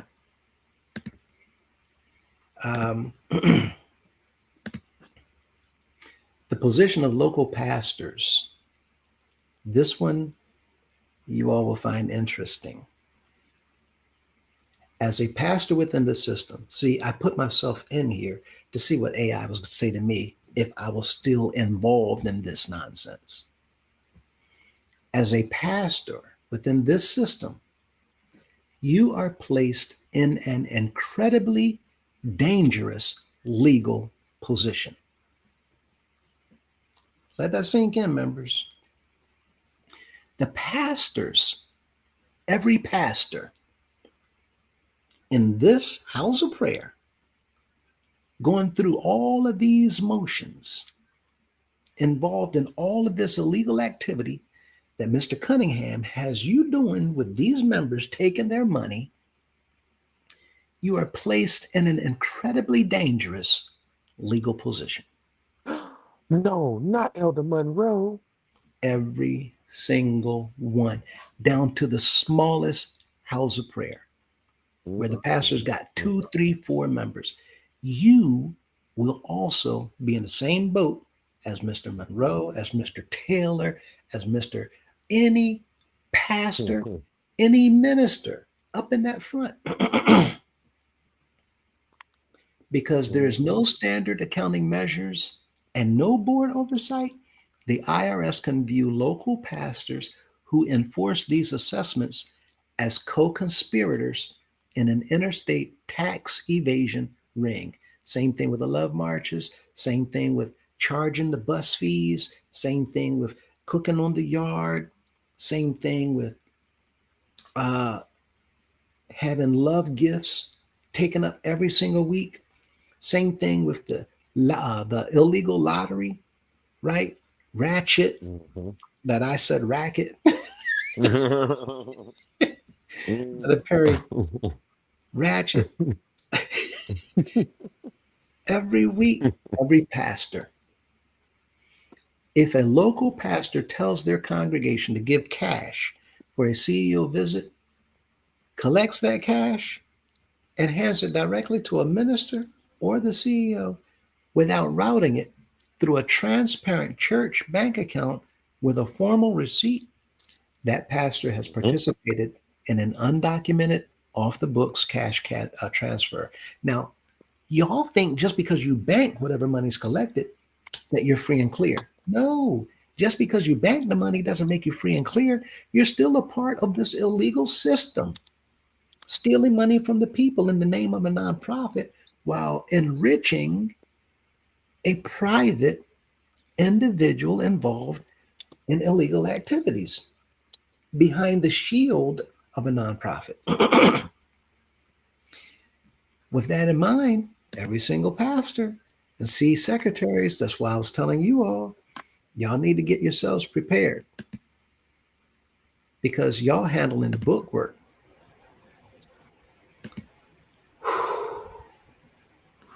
The legal illusion of the love gift. In a 501c3 religious organization, leadership often claims that cash given directly to an individual is a personal tax-free gift. The IRS and federal courts have explicitly rejected this defense for decades. The IRS rule on pastoral gifts is this: if money is collected from church members and given to a leader in connection with their role, office, or services, the IRS legally classifies it as taxable compensation, not a gift. That means every single pastor's offering, the IRS looks at it as compensation. That should make you tremble a little bit. Systemic tax evasion, right? Systemic tax evasion.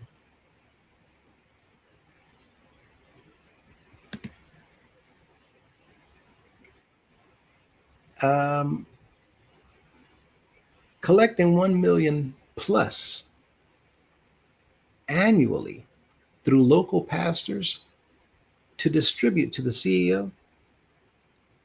When the pastors take a love gift every single week from the members in the congregation, and love gift for the wives, wife and former First Lady, without issuing IRS Form W-2s or 1099s, is a massive criminal tax evasion scheme. The fact that the recipients are church insiders means every single dollar is considered an unreported insider benefit. Unreported insider benefit.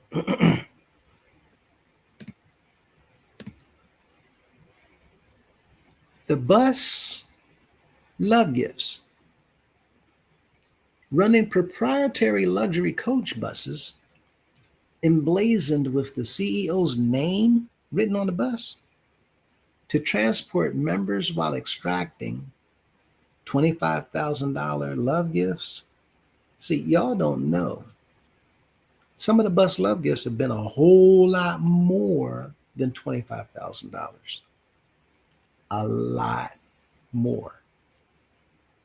Some have not been quite 25,000, but the point is that we're not supposed to be collecting any money on these buses because it's illegal. To do this, in additional gifts, introduces commercial transit laws. The first one is unlicensed commercial transport. We're not licensed to operate a chartering bus line, so we shouldn't be charging seats. Operating interstate bus lines across 26 states to carry church members requires specific Department of Transportation licensing. You're supposed to be licensed to do that. It requires commercial insurance, and it requires strict financial reporting.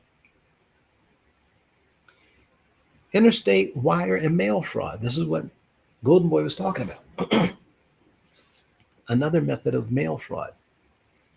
If interstate communication lines, phones, internet, church announcements, are used to organize these bus trips, which we know they are, and the primary hidden purpose of the trips is to illegally extract and move undocumented cash across state lines, federal prosecutors can charge the leadership with wire fraud and interstate transportation of stolen, fraudulent property.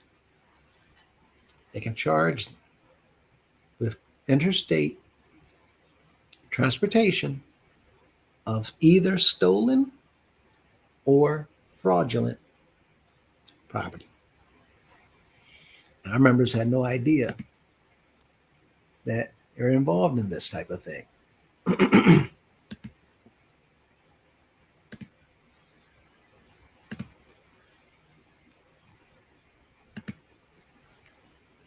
Liability for the CEO's wife and the former executive family.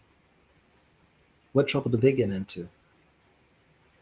By explicitly routing hundreds of thousands of dollars in love gifts to the CEO's wife and the former CEO's wife. Now, some of y'all might say, they're not giving that much money. It adds up. And in the eyes of the IRS and the government, they're not going to say, well, how much did you collect last month, last year? They're going to look at the entire time. Now, if you don't think that they're getting quite a bit of money, then you're not paying attention. But the CEO's wife and the former CEO's wife collecting this money, the scheme expands to criminal targets, but they become a criminal target. Miss Madison becomes a criminal target, and now Miss Cunningham becomes a criminal target. Immediate IRS intermediate sanctions. Under 4958.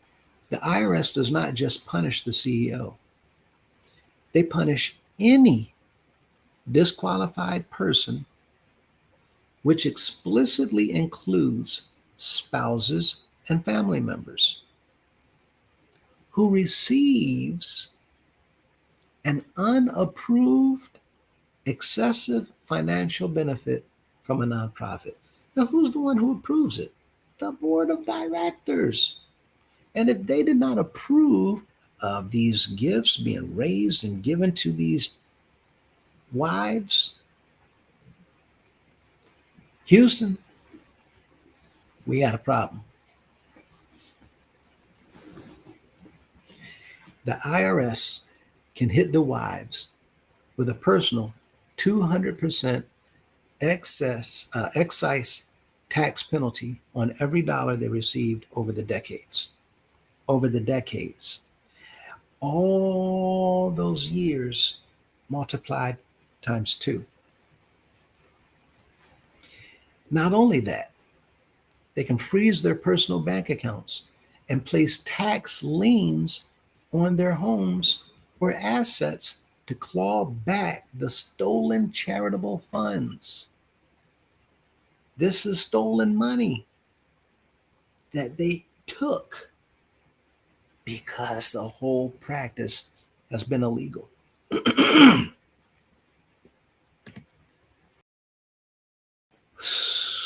People,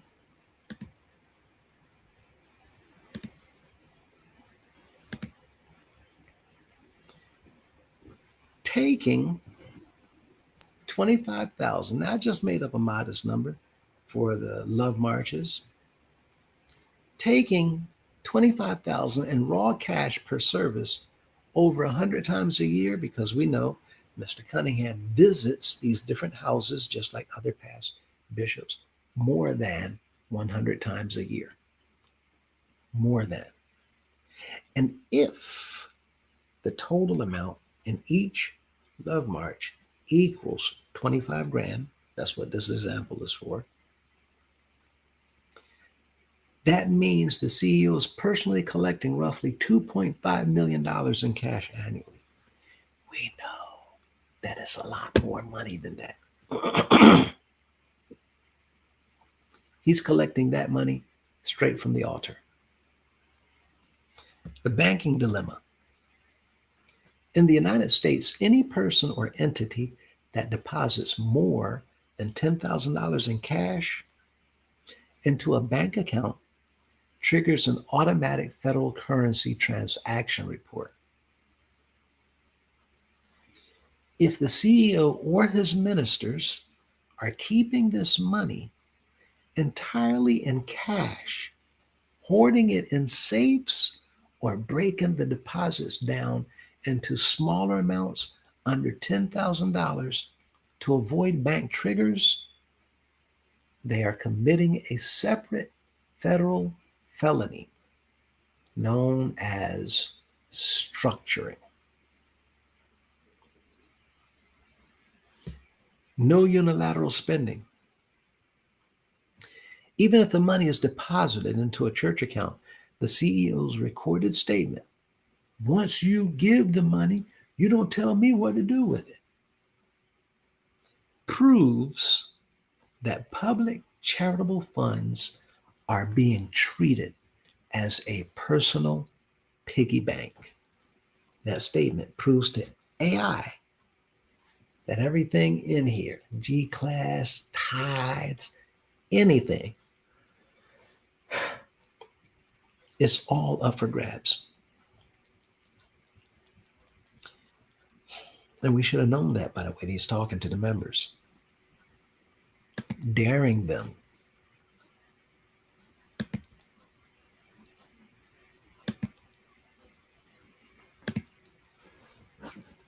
The scenario you're describing outlines an interstate cash extraction operation that likely amounts to millions of dollars in annual tax fraud, federal wire fraud, and illegal structuring. If the CEO's taking in over $2.5 million a year in undocumented cash through mandatory church marches, plus an additional 1 million via love gifts from local pastors every single Sunday,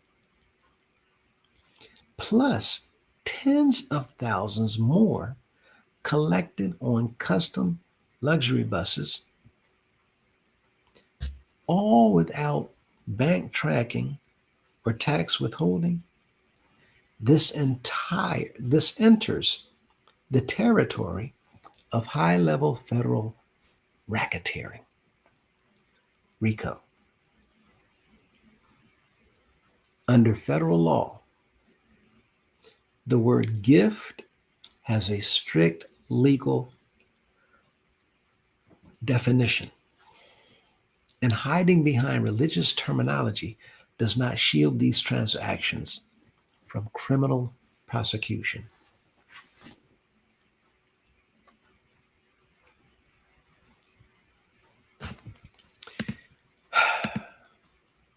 Mr. Cunningham, oh boy.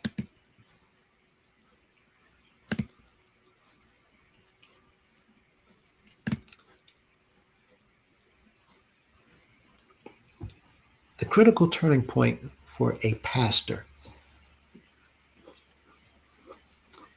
As a pastor who has been a part of this community for 45 years, Brother Lewis, you are witnessing the weaponization of faith to run a highly lucrative, undocumented cash generation syndicate. Because you are an official minister within this 26 state network, you face catastrophic personal liability if the federal government steps in before you report it. If an IRS criminal investigation or FBI raid occurs, investigations will look at every local pastor who organized these bus trips, managed the cash marches, or collected the love gifts as an active co-conspirator who facilitated the fraud.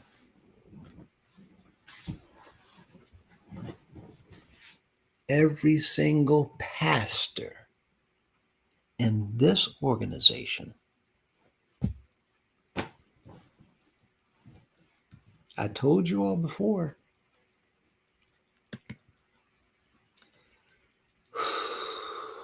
okay,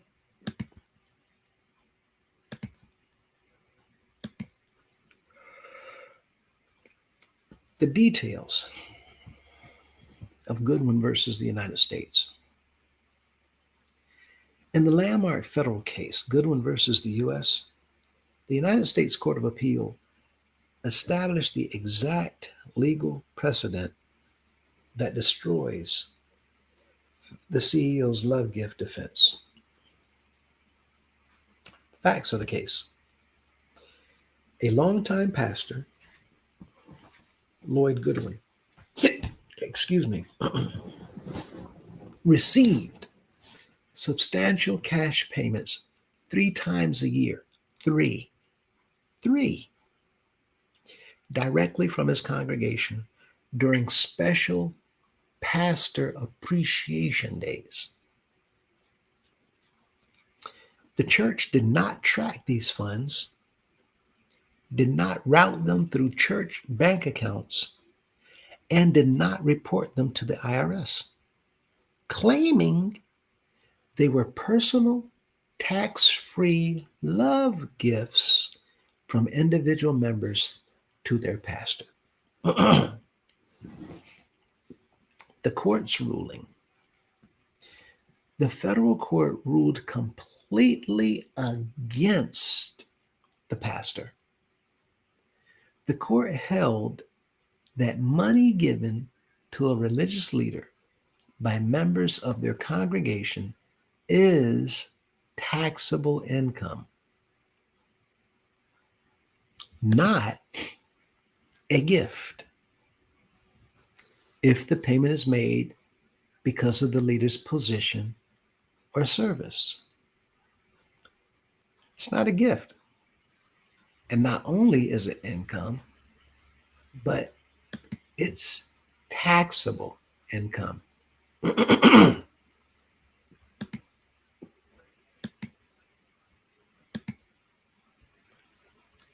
Why does that apply to the CEO? The court established several specific tests that match your situation perfectly. The objective relationship test. The court ruled that it does not matter if individual members feel love or gratitude when handing over the cash. Because the cash is collected in a structured church setting, the aisle marches, the bus trips, the pastoral collections, the money is tied directly to the CEO's professional role. The regularity test. The court noted that because these collections happen regularly and systematically, they constituted a structured method of compensation. Your CEO's marches over 100 times a year and weekly love gifts are highly regular and systematic.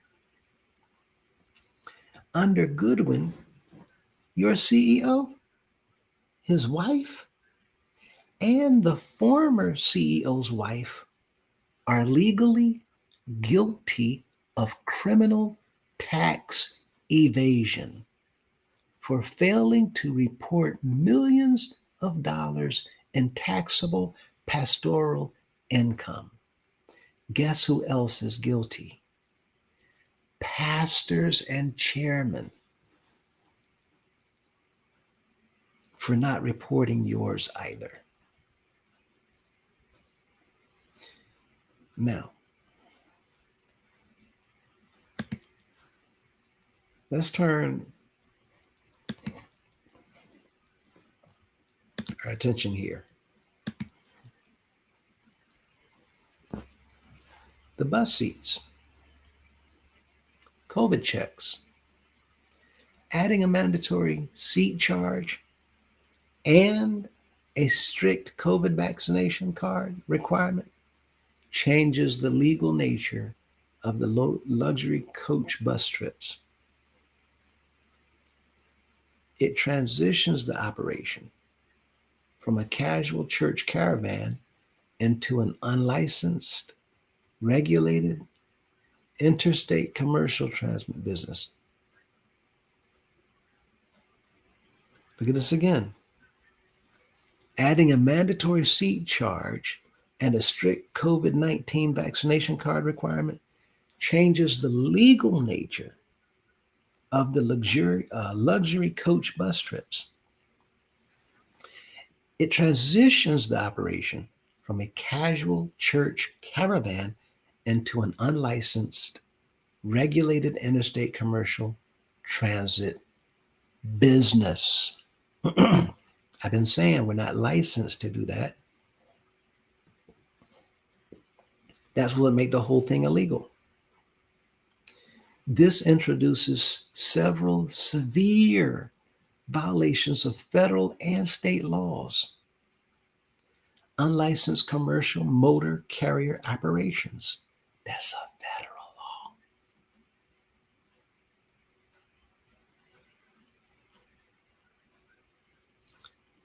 When you look at the middle of this,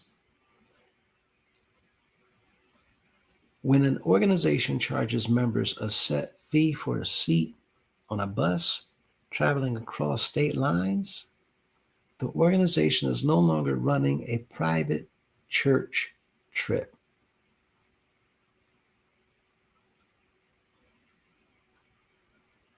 Here, Let me look at this middle again. When an organization charges members a set fee for a seat on a bus traveling across state lines, the organization is no longer running a private church trip. It is legally operating as a for hire interstate motor carrier. Again, illegal. Department of Transportation violations. Under Federal Motor Carrier Safety Administration regulations, any entity transporting passengers across state lines for a fee must possess an active U.S. DOT number, operating authority, Mm-hmm. and file public evidence of financial responsibility, at least $5 million in public liability insurance for buses seating 15 plus passengers. Every single bus needs to have a $5 million public liability insurance claim or package. It's got to be covered. I wonder if they ever can you hear me clearly? Yep. I wonder if they ever fall behind on these bills. Considering, how certain things tend to fall behind, whether it's bills or upkeep, We know that they have, right? Remember, there was one of our documents where we actually lost the permission to operate in a certain state, Oh yes. Uh-huh. Yep. right? And there was a fee paid for that, Mm-hmm. I remember how much it was too. Yeah. right? Mm-hmm. You want to share that? If we both talking about the same one, I believe it was $30,000. 30, yeah, 30, either 30 or 33,000, but yeah, absolutely. Mm-hmm. I, 30,000. Yeah. On the head. Mhm. Now, I found out that there is no fee Hmm? for $30,000. What?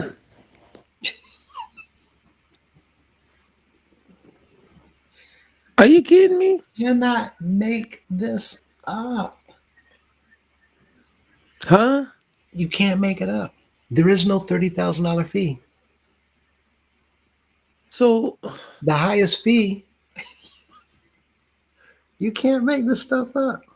what did $30,000 go then? The highest fee, if I'm not mistaken, goes up to $280. Oh my goodness. Is that not proof Wow. of bribery? Yes. People, Oh man. They made it look like a tax or something like that. You know what I mean? it was, Wow. and it's not a typo. And we know Right. it's Oh, it's intentional. handwritten. It's intentional. When you It's write that intentional. figure, It's hard to mistake 3,000 and 30,000 a or comma. a comp, right. Mm-hmm. Mm-hmm. I cannot begin to tell you all, members, their back is against the wall. They're nailed already. We're not excited Right. that people are in trouble. It just becomes exciting that we're finding all of this evidence everywhere. Absolutely. Absolutely. Okay. Now, each bus should have a $5 million insurance coverage, every single one. Mm-hmm. Now, that's if it was legitimately operating as a for hire interstate motor carrier. But we Mm-hmm. know that they're not legitimately operating as a for hire interstate motor carrier. So, Mm-hmm. because they're not operating that way, There's no 5 million insurance policy on these buses. Mm-hmm. My Lord. That makes sense to me. Because they sure not paying the drivers, not on payroll. Mm-mm, mm-mm. And a lot of the drivers are having issues with all this stuff because they're promised money and many times they're not getting it. Yeah, you gotta wait till you get old to get that insurance payout that you've been paying in all your life for, that you'll never get. Uh, the, watch this. Criminal interstate transportation. Criminal interstate transportation. When you ride these buses, I'm telling y'all, if you get pulled over, criminal interstate transportation, operating a fleet of luxury buses across 26 states to collect millions in cash while charging seat fees also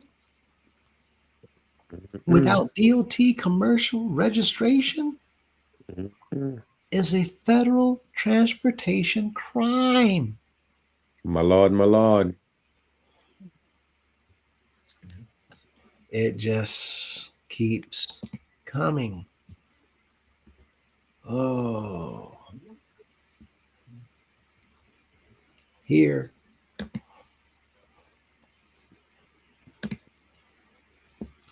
See what we got. Proactive steps to protect your status. As a pastor who has served this community for 45 years, your immediate goal must be to separate your local church and your name from this national liability. Mr. Lewis, your immediate goal must be to separate yourself, your local church, and your name from this national liability. They didn't even call it an organization. AI called this organization a liability. Mhm. They didn't say separate yourself from this national organization. No. National nonprofit. No. Separate yourself from this national liability. Sheesh.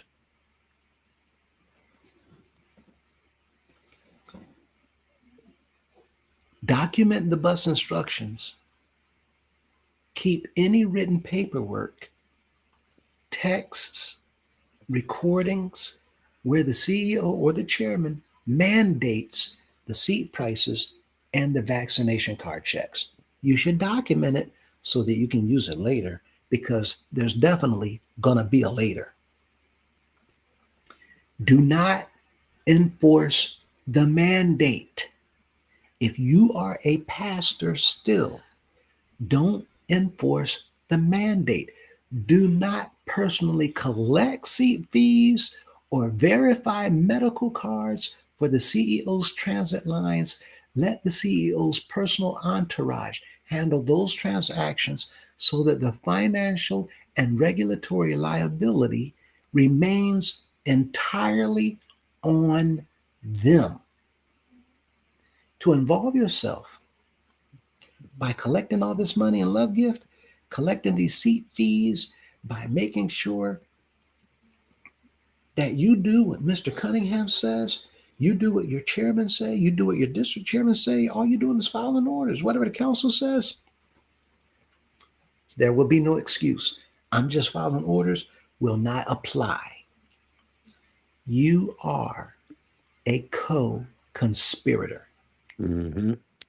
period. AI said immediately separate yourself and write stuff down. Document, so that you have a record to tell them when they come kicking the door in. Yep. Now watch where this goes. Ooh. My. Ah, my goodness. Ben done told you, right? And thank God. that we are being told. Sheesh. Hmm. Mm, mm, mm. Absence of a board of directors. By law, every DC nonprofit corporation must maintain a board of directors comprised of a minimum of 3 distinct individuals. Operating without a board violates the basic requirements of corporate existence.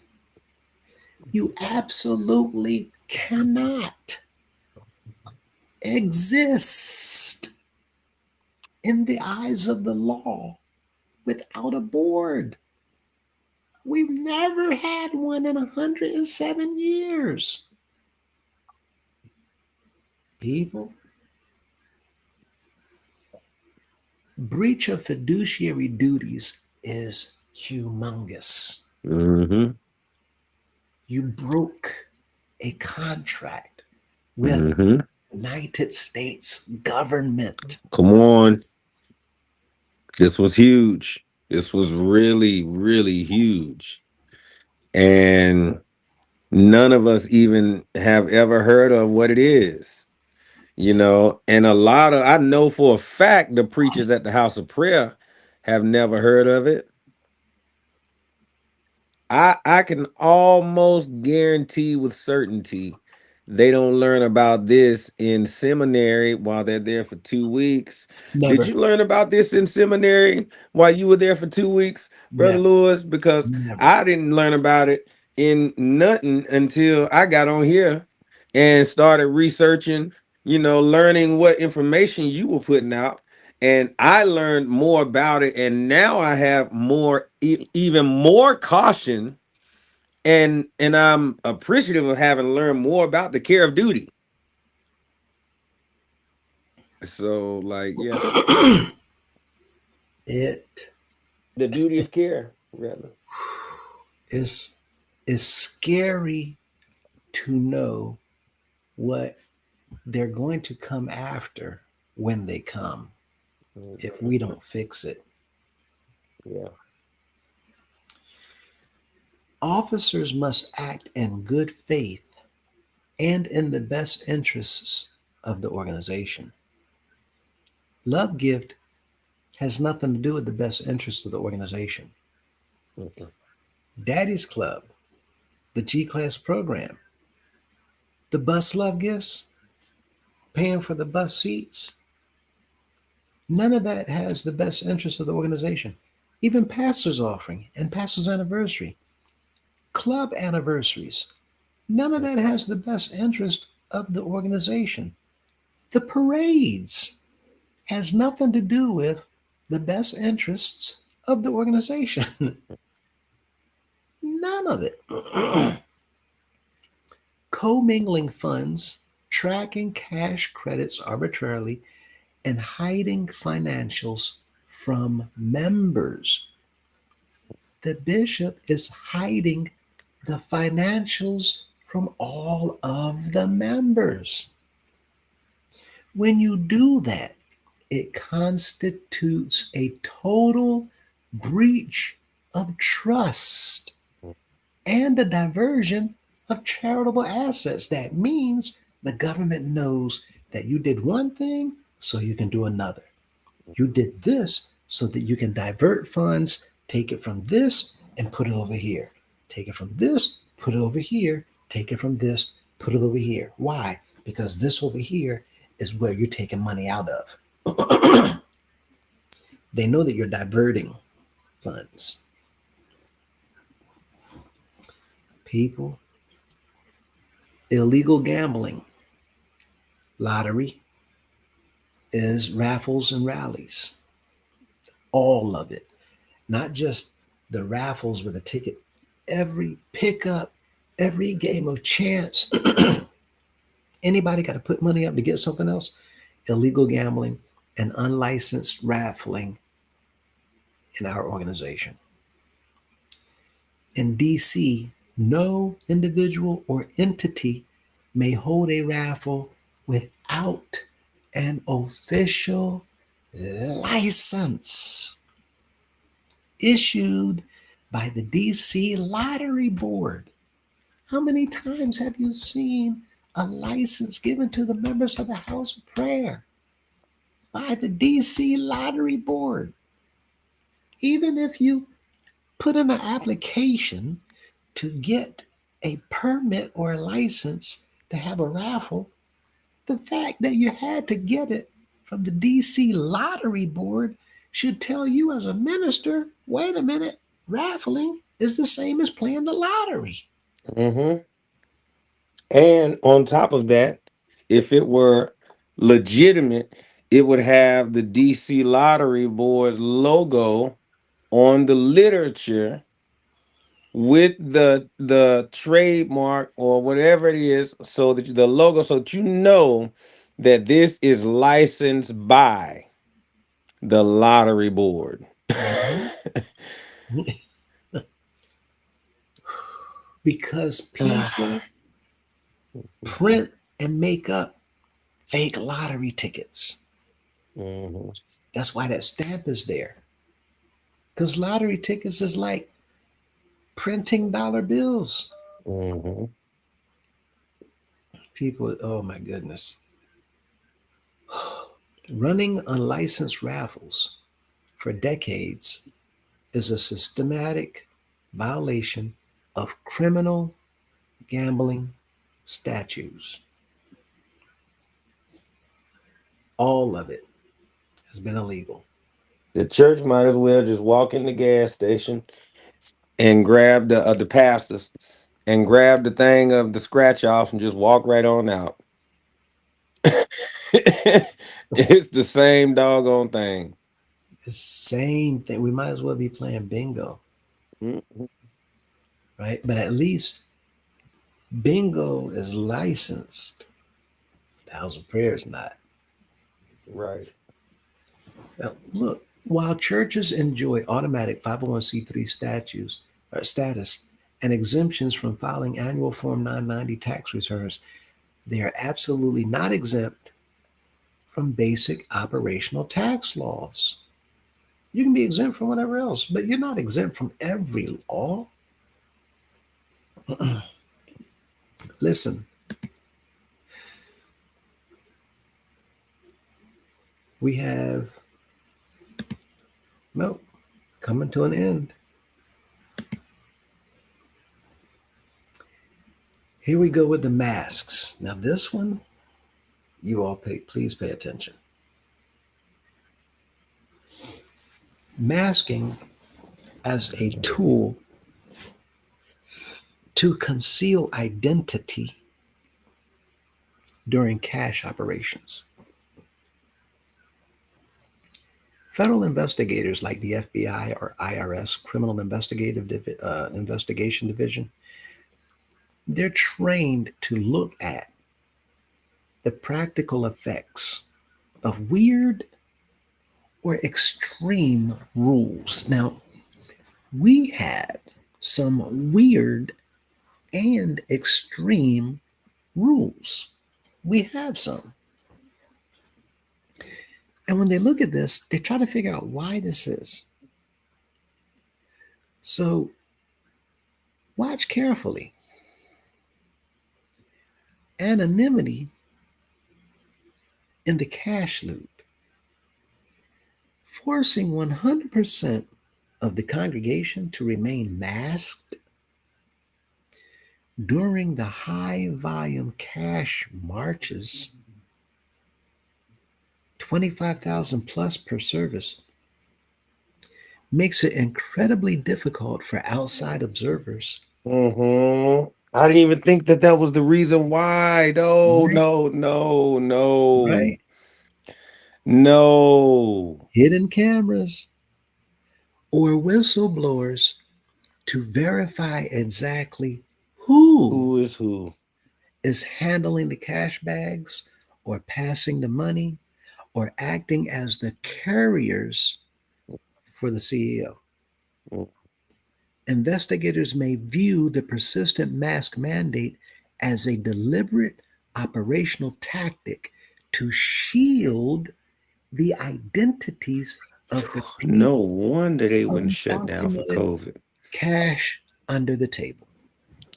COVID hit. They said, "Oh, we got a winner. Run it up by any means necessary, no matter what the expense." Keep those masks. Jeez.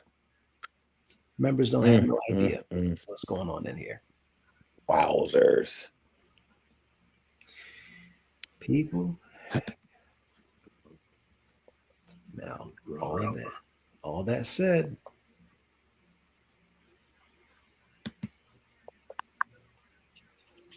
when you look at everything you've shared over this particular conversation, the picture is completely clear. This is no longer just a church with a few bad habits. Now, this is AI. AI said it's not just a church with a few bad habits. It is a highly controlled, multi state commercial operation designed to extract millions of dollars from loyal members while operating completely outside the law. Mm. AI said it, not us. I don't believe them. They don't know what they're talking about. AI knows what it's talking about. AI is recognizing all of these things that is done in the criminal world. Look at number one, the foundation. A DC nonprofit operating across 26 states with zero board of directors, zero accountability, and no financial transparency is the first indicator that this is all intentional. The financial exploitation, number two, systematic cash extraction via mandatory altar marches, weekly pastor love gifts for the family. That's not pastor's offering. That's the pastors raising love gift every Sunday for the bishop and his wives, right? The bishop's wife and the former bishop's wife. That's what this is. An unbudgeted $1,500 state assessments per visit. That's the second sign. The labor exploitation, forcing members to work commercial cafeterias or bake sales for arbitrary G class salvation credits rather than legal U.S. wages. That's your third sign. The unlicensed commerce is the fourth. Charging for seat fees on high dollar luxury coach buses, traveling state lines without U.S. Department of Transportation licensing or the required insurance. That's your fourth sign that all of this is intentional. And number five, the extreme control. Enforcing rigid, forced medical mandates, vaccine cards, and continuous masking, even outside, under the threat of physical removal to keep the congregation compliant and insulated, is your fifth sign. Y'all got to wear a mask outside. Outside.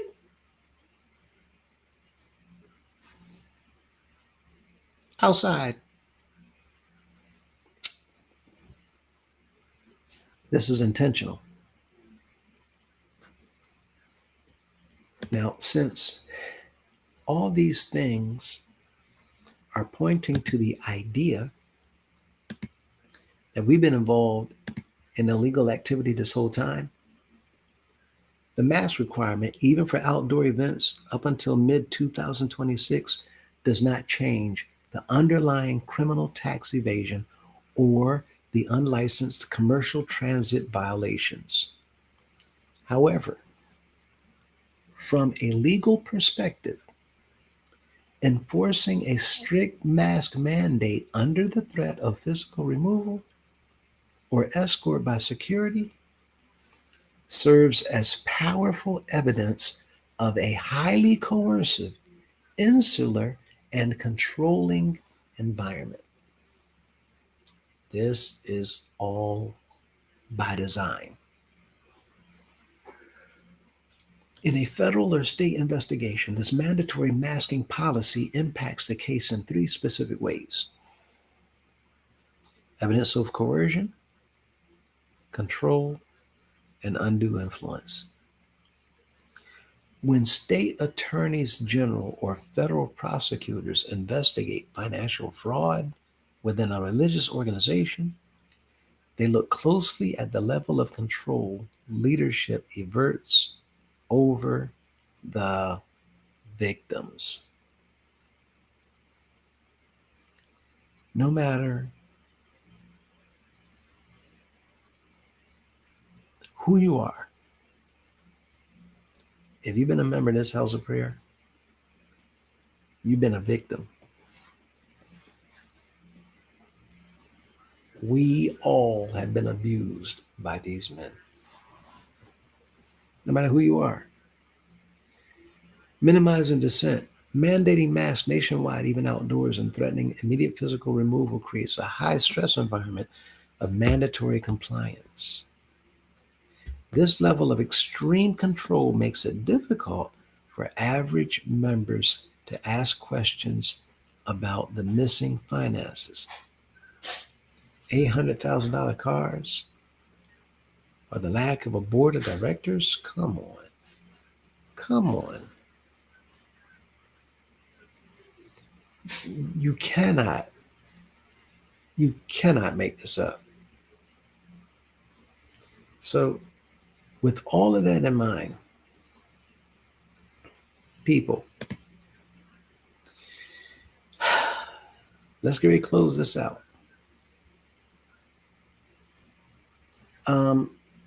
The government calls all of us victims. And because the government calls us all victims, we need to understand that talking to the members of the House of Prayer who we think or we say still believe in Mr. Cunningham, you're dealing with a victim. The same way we believed in these men, we were victimized. We're subjects of psychological conditioning. So as a result, the government will look at us as victims. Now, the individuals who are continuously still doing these things and taking part in reporting money, again, aiding and abetting at this point. Now, might you get into trouble? I don't know. I don't know. However, the fact of the matter is, you have a little bit of time to determine what it is you're going to do, because up to this point right now, you're simply looked upon just like everybody else as a co-conspirator. As far as as far as the members, aiding and abetting, but you've been victimized, so there's a lot of things that's going to get you as a member off the hook. However, we got lists of names that we're going to be going by anyway. So with that, let me see if there's any comments left.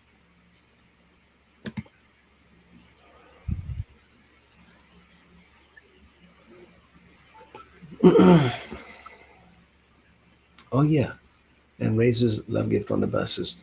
Yeah, so we covered them all, and you're right, time wasted. Thank you so much. The amounts of money is completely insane. However, this is where we are. So we have, there's something else.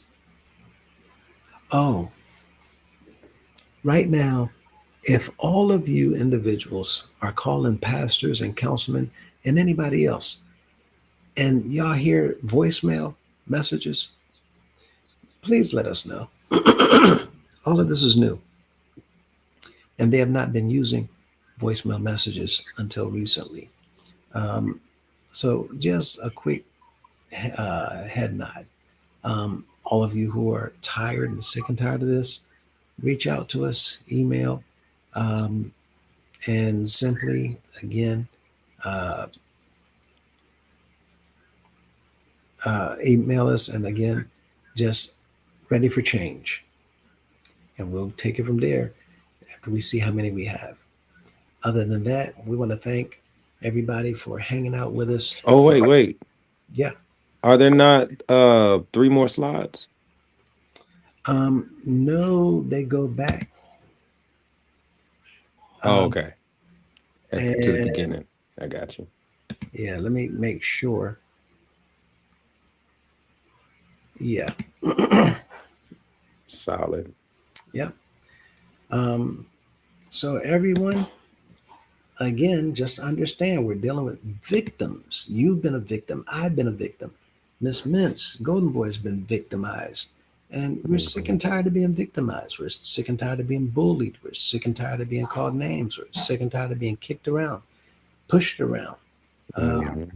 We're just sick and tired. And some of us are sick and tired of being sick and tired. Absolutely. So, with that said, you got anything else you'd like to add? Oh, no. I think that was great. Hmm? Okay, so, he popped up in DC last night. Oh, okay. Yeah, Interesting. which is odd, right? Yeah, because we just talked about that, about him not being there. And then boom, I'm here. What are they talking about? I can be here. You know? We know he's watching. Yeah, We know but he's I bet he watching. didn't stay that long, and I bet he didn't stay at Portal Drive either. No, and on a Monday night, you stopped in 6 on Elm Street to say, I was thinking about y'all, I wanted to come out. Man, This, anyway, yeah. trying to make himself look like he's so busy doing work when really he's doing nothing at all. He's just in his head. Um, we put it into AI, and AI said that he's running. He's on the run, but he's running from his own thoughts, and not because anyone is actively chasing him.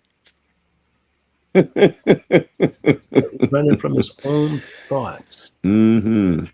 And in fact, the scripture tells us that if we're not obedient to our Heavenly Father and His Word, it said, you will run when none, you will flee when none chaseth after you. Mm. Yeah. We see all these things happening, and it's just a shame. But with that in mind, we don't want to be caught on their side of things. We want to be caught on our side of things, doing what we can to bring attention to what we need to bring attention to so that we can fix this. So we're right there at the edge. We're right at the finish line. And until the members either come together to have a meeting, we're just going to keep right on at it. Again, we are right there. Y'all don't know what it means, but we're right there. And before you know it, there's going to be yelling and crying and what's that song? Dancing in the streets, Dancing in the street. right? I don't know.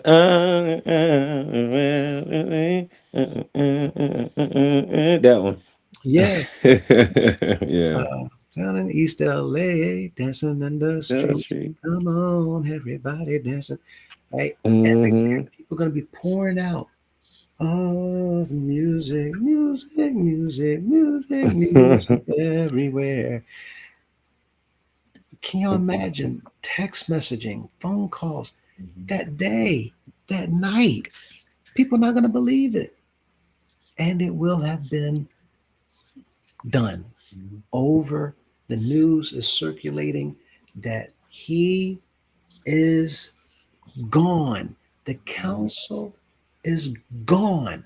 These pastors are gone. That day, everybody's going to know. When y'all see what it is that we have, you're going to ask, what were we doing? Wait, we could have been done this. Anyway, Listen, you know what? Speaking of which, it's funny you said that because I was on the phone with some members earlier, and they were talking to me about they were like, so wait, man, so they out here making us feel like we voting these bishops in and we not really voting them in. I said, well, when do you actually vote? And then he paused. I said, okay, well, I said, so now let me ask you this. I said, when they call for the vote, do they say council only, or do you get to vote during that time as well? And he said, oh, no, they definitely say council only. yeah, And I said, okay, so then you thought you got to vote, but you didn't get to vote. And then I told the members, I said, as a matter of fact, during that moment, all of you can override them and vote right then. But they don't want you all to know it. the fact that every single General Assembly, I need everybody to understand me and hear me. Every single General Assembly has been improperly run, improperly chaired, and has been also illegal. Therefore, every single one of them is completely null and void. Now, y'all can say what you want. These are the facts. Why? Because the chairperson, number one, is an illegal chair. He self-appointed. You don't appoint yourself chairperson. Secondly, there's been no lawful election. This is what you're getting at. Thirdly, all of the inner workings of the General Assembly has been completely manipulated, completely planned and plotted, orchestrated by the insiders known as the General Counsel and the General Assembly Secretary in order to pull the wool completely over the people's eyes. Quite frankly, the General Assembly has been hijacked. So when y'all email, ready for change, ready for change, ready for change. That's all. And then as soon as we have enough, you'll be hearing from me. Until that time, we're going to keep doing what we're doing. We're not going to stop at all. This is way too, the number of people. Anyway, that said, let everybody get ready to turn in. Didn't mean to go this late. However, Yeah. I want to thank you all. Thank you. Boy, did you have anything else left that you want to share before we close out? No, sir. That's it. Appreciate y'all. Appreciate everyone that tuned in. Yeah, absolutely. Let me make sure that we don't have anything left. Well, hey, there's Dwayne. Thank you. You're welcome. Crook.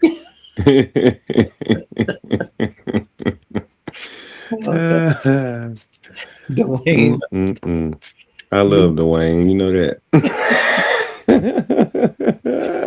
You know I do. We love you, brother. Yes, You sir. guys take care. Y'all enjoy the rest of your evening, the rest of your night. Hope you get a wonderful night's rest and you're ready and prepared to take on the day in the morning. Until next time, we'll be seeing you. Have a good one. Golden Boy, you take it easy, Doc. I'll be in touch. Thanks Indeed. again for everything. Yes, sir. You too. Good All night, right. everybody. Good night, everyone.